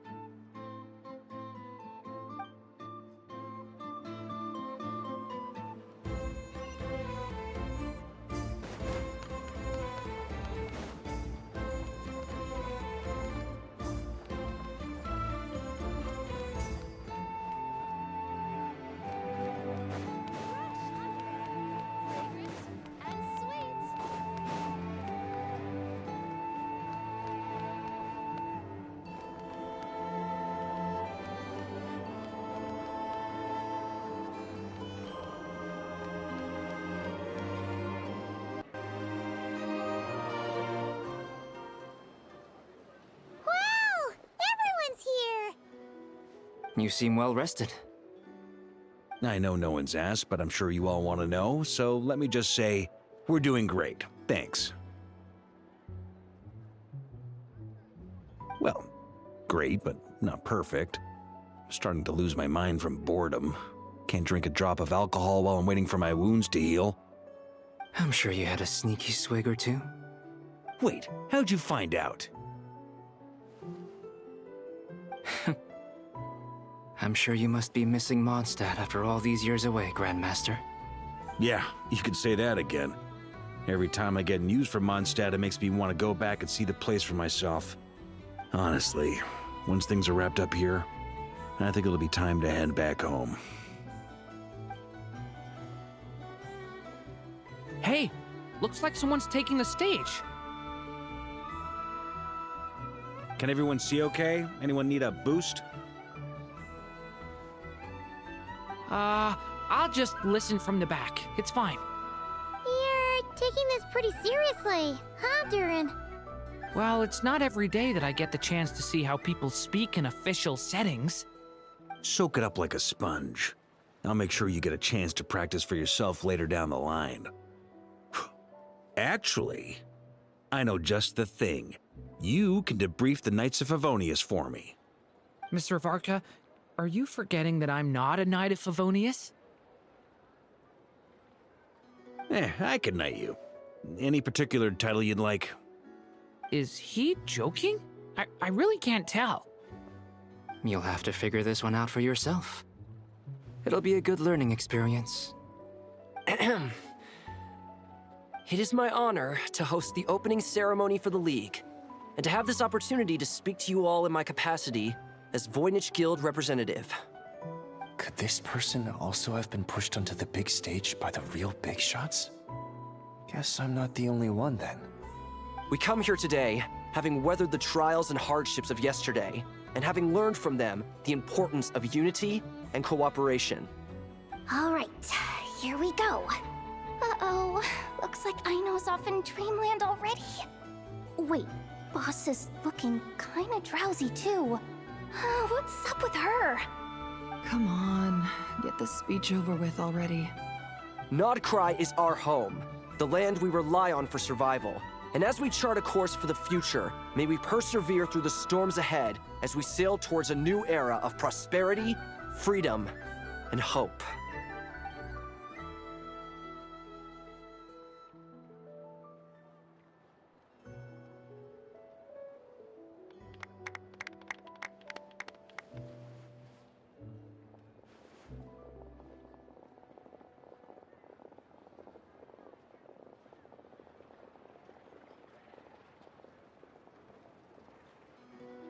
Looks like we'll have more opportunities to travel in the future. I'm sure you'll cope, Lady Moonchanter, given how fleet of foot you are. Unfortunately, I suspect I'll be too busy at the Curatorium to act as your host. We have a busy schedule, not to mention an international network of contacts to manage. It'll be all right. I'll just check your schedule with Yehoda well in advance. And if she's not available, I can simply ask Ashru. So giving my employees extra workload isn't enough for you?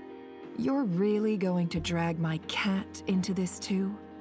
I thought you'd approve. Aren't you forever increasing your employees' workloads? That's a bold statement. Are all the Frost Moon Scions feeling more audacious now that your moon goddess has returned? Columbina's return has brought joy to all who care about her. That includes both you and me. As for the Frost Moon Scions, we are learning how to thrive independently, without relying on the moon goddess. It is up to us to make our home a more livable place. Joining the League is one of the steps we are trying towards that end. I like the word try. It's nice and non-committal. You can opt out at any time and still say you tried. You don't see a bright future for the Frost Moon Scions? Or did you mean the League? I'm just not as optimistic as you. The Frost Moon Scions should count themselves lucky that they have a leader as stubborn and enterprising as you. But Nodcry's a big place, with all kinds of people. Most of them don't enjoy answering to a leader, or even listening to reason. Well, that's where you and your methods come in. Unless the Curatorium of Secrets is only here for appearances. For now, yes. And that won't change until this venture becomes worth my while. What would make it worth your while? Getting out more than I put in. Right now, I'd barely break even, but I'll grant that it's a good start for Nodcry. Then maybe it's worth a try. All right, you can stop now. Or do I have to join the Frost Moon Scions before you'll get off my back? You'd be very welcome to join us. Hey, you two! Congrats on all your hard work! What are you chatting about? Nefer was trying to dissuade me from adding to her employees' workload. Also, she's considering joining the Frost Moon Scions. Sorry, what? Your conversations are always the most interesting. Would you two care to join me for some tea before heading to your next destination?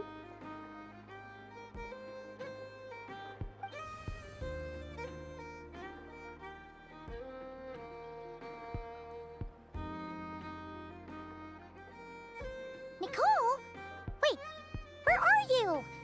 Aren't you gonna show up today? Sadly not. I'm otherwise occupied right now. I'm sorry, Paimon.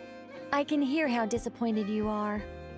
If it's any consolation, let me say that how things appear on the surface is a far cry from what they are at their core. Perhaps you'll feel better if you focus on the fact you have a special line of communication with the great mage herself. Okay? Has something happened? No, or not yet, anyway. Well, that's not ominous at all. Not for the time being. Just think of this as a general check-in to make sure this communication system is still running smoothly. Besides, it's good to chat once in a while if we want to maintain our friendship. You could've just said so. Paimon got all worked up for nothing. Still, the best friendships are built through face-to-face interaction, you know. It's never gonna stop being weird having tea with you when you're not there and just talking to thin air. All right, fair point. I'll bear that in mind for next time. Yeah. Any update on that crisis at the world's borders? Alice just informed me that they had their work cut out for them. And now everyone's thoroughly exhausted. But they did finally get things back under control. Still, we can't let our guard down yet. The disruption caused by this disaster has made Teyvat easier to detect from the outside universe. She plans to wait for things to stabilize, then reschedule her Mondstadt vacation plans.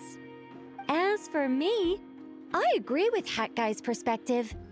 This is a time when many new variables are emerging, and the situation is changing constantly. Plus, most of this change is for the worse. We have to remain vigilant and ensure that the embers of chaos are not rekindled. I did notice that the energy in Nodcry changed somewhat after the War of Funerary Flame, but since it was still aligned with the Light Realm, I never gave it a second thought. It looks like I'll have to examine the connections between phenomena I observe more closely in the future. Just doing my duty. It's more or less second nature by now. Of course. To give you the full picture, I'd have to start with the substance from which angels were formed. Never mind. Paimon's right.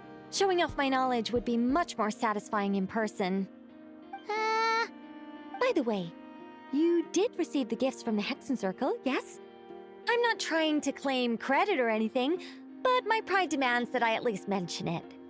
They're quite similar to the protective talisman that Alice gave Dory, but with some very special enhancements. Oh! So that's what kept our friends safe when Dory trapped them. Indeed. We went to great lengths to make sure they were invisible to his eyes. I'm so happy they came in handy. Still, not fishing for gratitude, by the way. I just want you to be aware that sometimes your friends may be protecting you in ways you cannot perceive. Anyway, I'll contact you if anything else crops up. If not, you know what they say, no news is good news. Oh, my angelic instincts are tingling.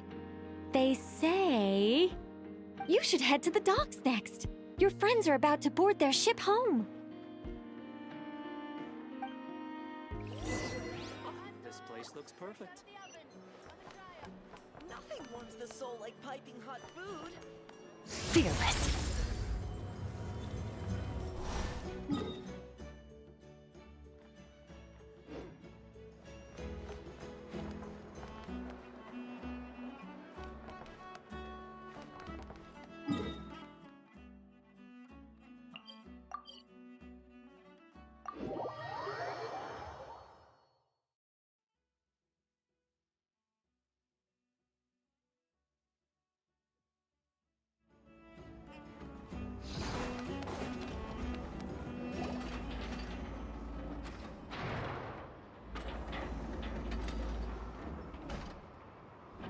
You're here. You're here too, Hat Guy! Are you heading back together? No. I'm bound for Sumeru, and she for Fontaine. We just happened to cross paths at the harbor. Everything seems fine. Sandrone may have an abominable temper, but she's always been very responsible with important calculations, and things entrusted to her by valued friends. You always speak as if you know us inside out, Mr. Hat Guy. Maybe I'm just a good judge of character. I certainly hope that's all there is to it. Regardless, you have been a significant help in this matter. For that, you have my gratitude. I didn't do anything special. Sandrone's the one who completed a seemingly impossible formula and turned the tide of the entire battle, even giving her life in the process. She's the one we should be thanking. Even we were unaware that Sandrone had hidden the real formula inside Polonia's body.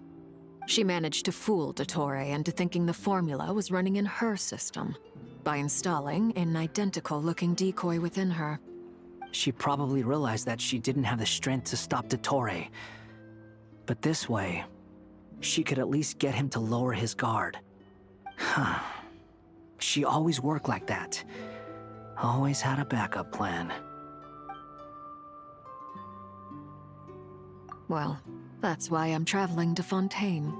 She made a request of me long ago, and the time has come to fulfill it. Think of it as her will. She said that should she ever fail in a mission, she'd like me to deliver her core and Polonia's to the Fontaine Research Institute. She also mentioned that she had made arrangements for people there to set her affairs in order. Some of her personal effects, such as her notes, were left to me. I've decided to take them back to the House of the Hearth, for safekeeping primarily, but also as mementos, I suppose.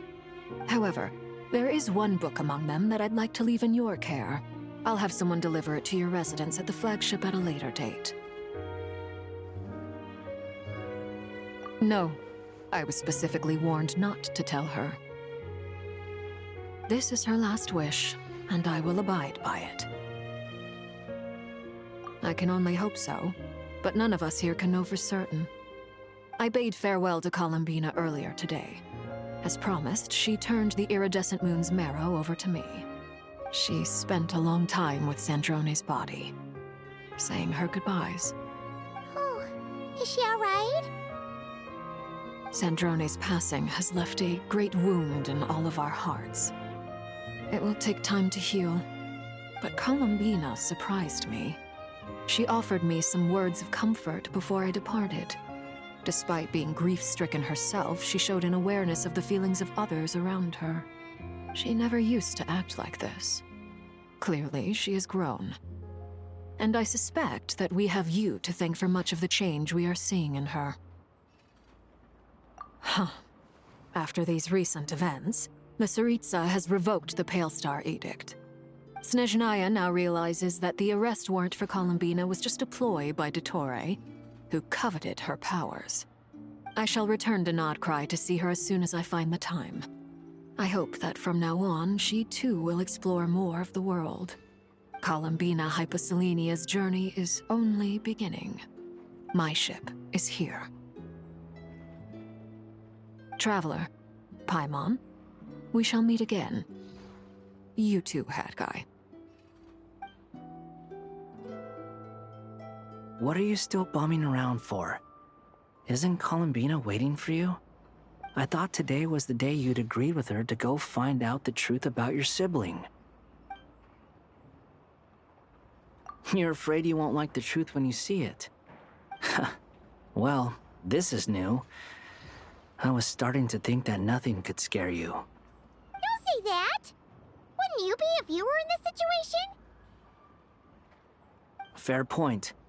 But I'd say I have more experience facing up to unpleasant truths than the Traveler. They say blood's thicker than water. I know how much you need your family back. More than you need any of your friends. And I'm sure that all your real friends understand that too. No matter what the truth turns out to be, they will stick by you and support you, whatever decision you make. Finding the truth is important. But more important still is what you choose to do once you've found it. At least, that's the life lesson I've learned from my experience, grappling with the truth. What? Now that Dottoro's dead and gone? A little, I guess. But it hasn't solved everything. Maybe I regret not getting to end his life with my own hands. Or maybe it's something else. But for whatever reason, I still feel like I have a chip on my shoulder. Either way, I'm going back to Sumeru. Lesser Lord Kusanali is gonna need help dealing with all the chaos Dottore left in his wake. Not just from this incident, but everything he did in the past, too.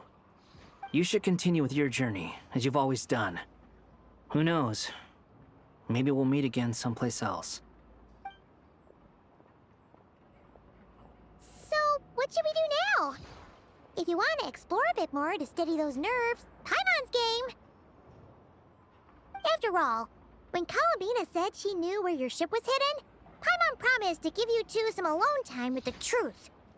It hasn't been all that long since we were last apart, sure, but with Columbina there, Paimon's sure things will be just dandy. Ain't no biggie. Paimon might be all about that food and fun, but she knows how to do right by people. Paimon's sure you'd prefer to digest the news about your brother in peace. But, no matter what you see, just know you can share it with Paimon. Of course, as long as it's not super private. If you can't make sense of something, let's give it some thought together. And even if we both can't figure it out, Paimon can at least treat you to a nice meal. Glad to hear it. Feel better now? Alrighty. Next up, time to meet with Columbina.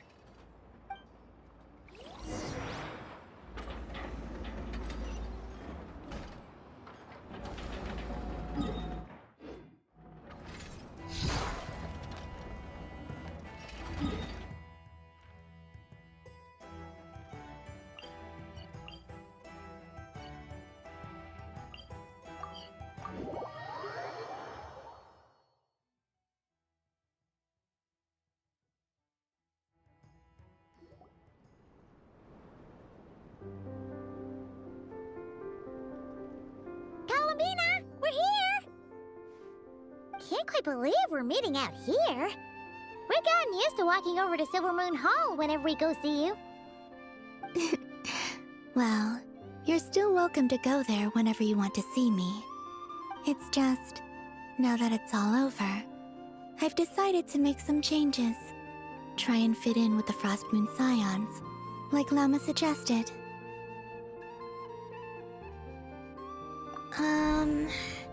The older generation are still timid around me. They don't dare get too close, and they bow their heads when I walk by. But things are much better with the children.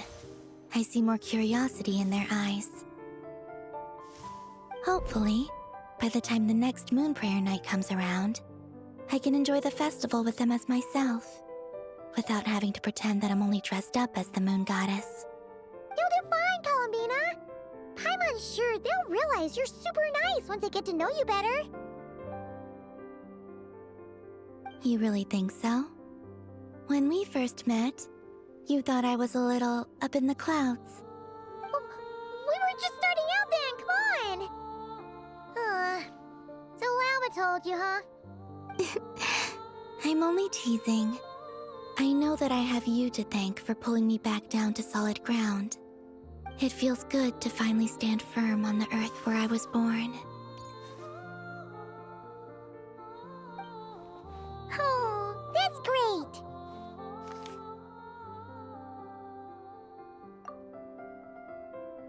Thank you. I'll make sure not to lose it this time. Well then, are you ready? Ether, what happened to our spaceship back then? Why did you leave? It's time to learn the truth at last. I'm ready as I'll ever be. Good. Then let me open the way for you.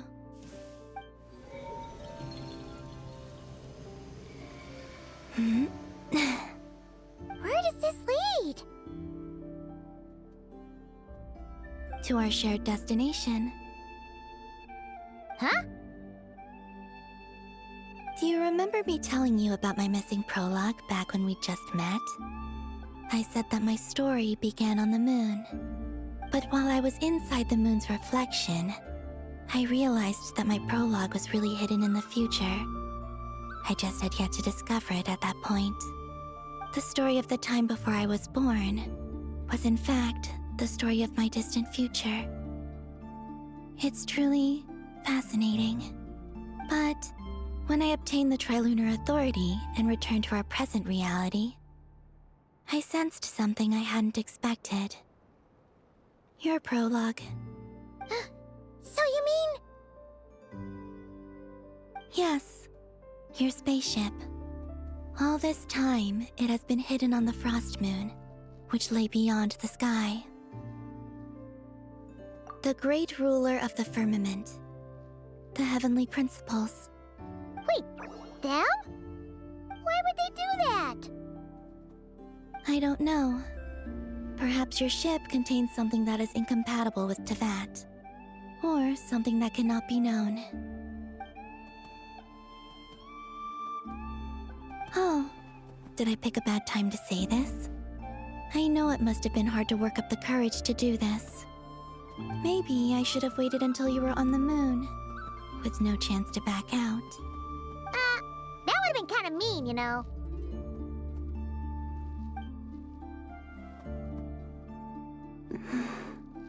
Take me there. Oh? Whatever is hiding in that ship, it belongs to me and Ether.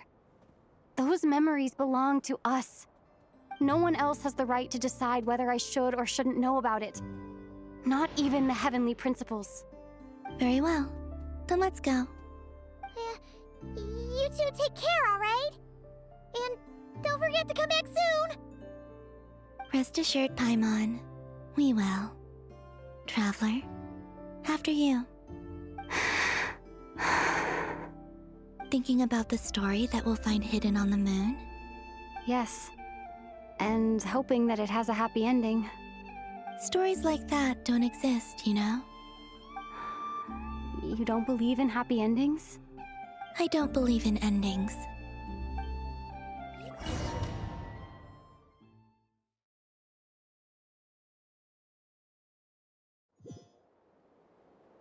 Where am I? This is the pathway I built between Tevat and the Frost Moon. The moon is very far away from us, so it could be a long journey.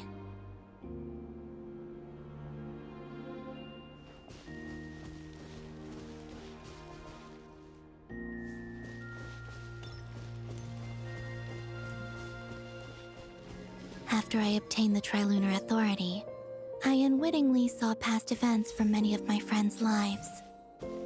One was Lauma. She was so young when they chose her to be the Moon Chanter. From then on, the Frost Moon Scions looked to her to bring messages from their goddess. But, for better or worse, I had left Hisi Island before she was ever born. It was not until much, much later that she met me. I think it's for the best. Because of the way things turned out, you had the opportunity to become friends. You're right. In that sense, I think we were both very lucky.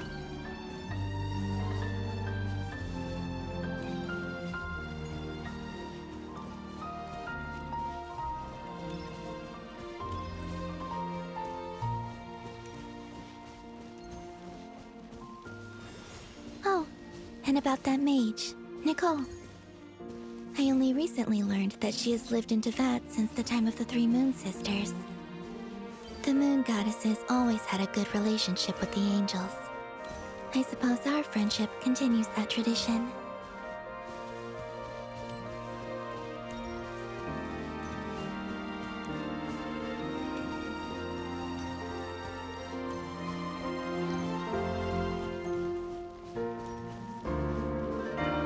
And then, say. I never knew that much about her, beyond the fact that she was created by someone called the Lord Artificer. She, too, suffered for a long time before joining the Fatui.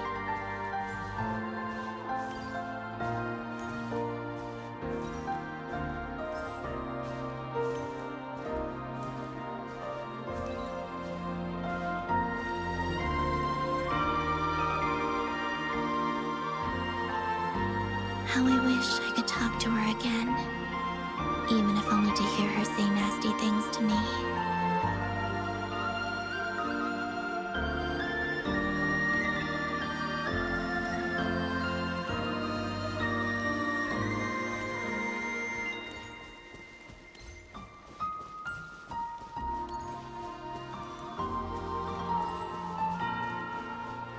Also, I saw your sibling's story.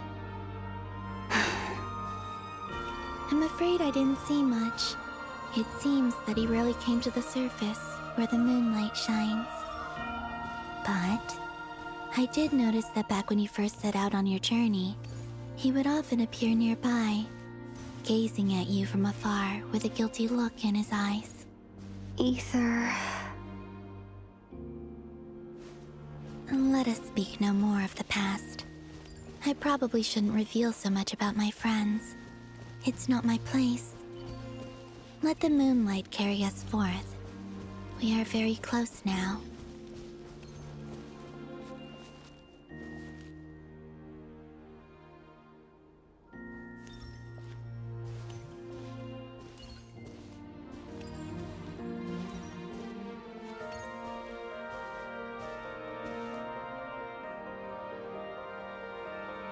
After this, I'd like to bring some kuhenki to the moon as well. If they're willing, of course. What about your other friends? Will you bring them to visit too? Certainly. But I'll need to tidy the place up first. This home hasn't received any guests in a long, long time.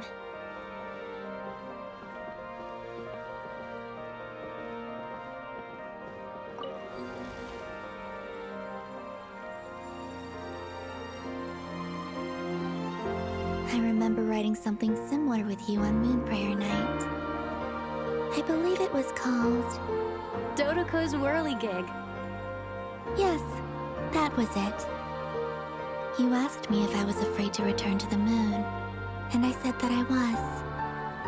The idea that I had gained something precious, only to lose it so quickly. That frightened me. But I'm not afraid anymore. Besides, this time, we're traveling together.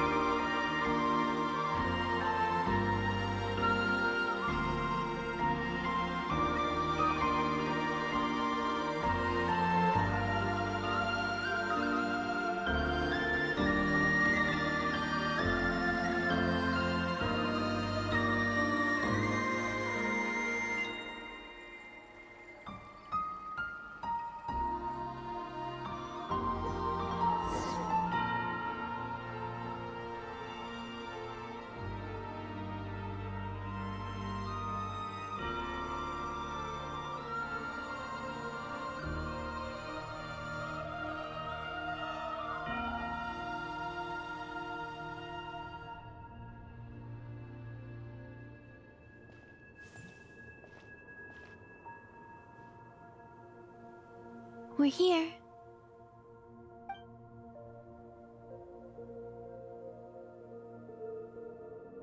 Over there.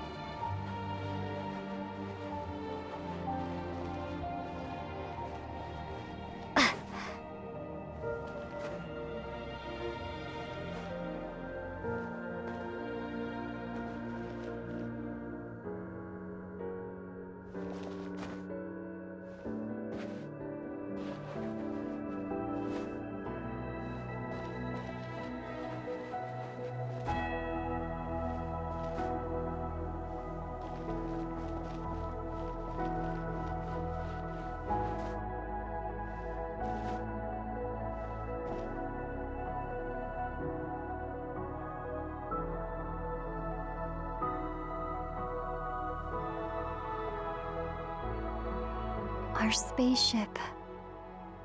It's huge. I suppose that the moon is the only place one could hide it. It'll be alright. Huh? The way you feel in this moment, I went through it too, on Moon Prayer Night. The door was right in front of me, but I struggled to find the courage to step through. Solitude for me once meant living a life in which even I was absent. Before I met you, that was the only life I knew. But that night, solitude meant throwing away the life I had gained after meeting all of you. Columbina. Go. Retrieve the part of your life that was once lost. Trust me, you will lose nothing by doing so.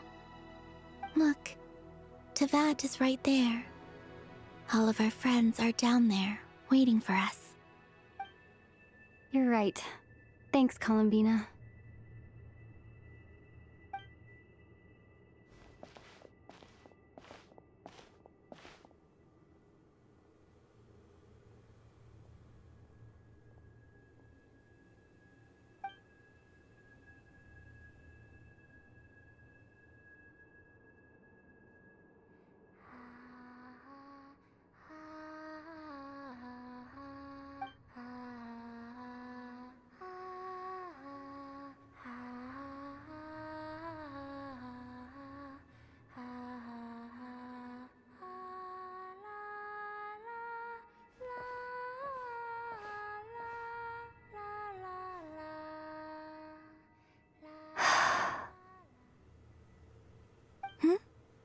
Finished? Yeah. Why did you take your eye mask off? Well, since my return, I've decided to take more opportunities to see the world with my own eyes. Besides, I've always wondered how Tevat looks from the moon. And what do you think? It's beautiful.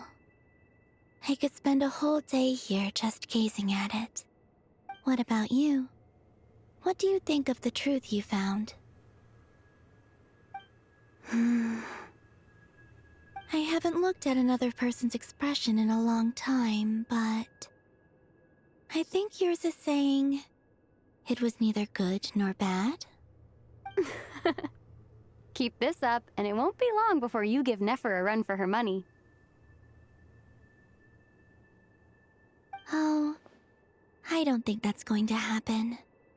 I'm much more used to sensing what's going on around me with Kuvaki. I think I'll save my eyes for seeing special moments I really want to remember. I read the spaceship's flight logs. I always assumed that this was my first time in Tevat. I thought that Ether and I must have been hibernating in space for centuries on end. But the logs show that our spaceship flew over the skies of Tevat once before. A long, long time ago. Flew over? So you didn't land? No. The ship barely came to a stop before flying on again. After that, it continued traveling through space for a long time. Some of the data is corrupted, but I suspect that it kept flying for thousands of years. It was only after that that the ship made a forced landing in Nodcry. When Ether found me, he came from outside the ship. Could this mean that he left the ship long before I did? Maybe even during our first pass over Tevat? Are you alright? Yes. I can feel that the truth is coming together, one small piece at a time. I remember Ether telling me that when he first arrived in Conria, he could not recall the past. So this might be something that even he doesn't know. Here, I made some space for you. Your mind must be racing, and this seems like the perfect place to relax and clear your head. Oh, wait, there's one more thing. What is it? Wait here a moment.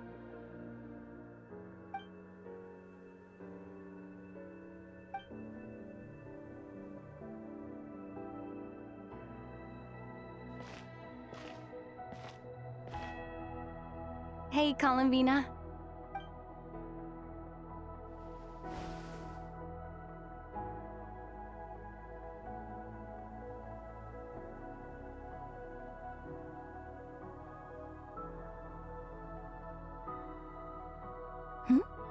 Is that a new outfit?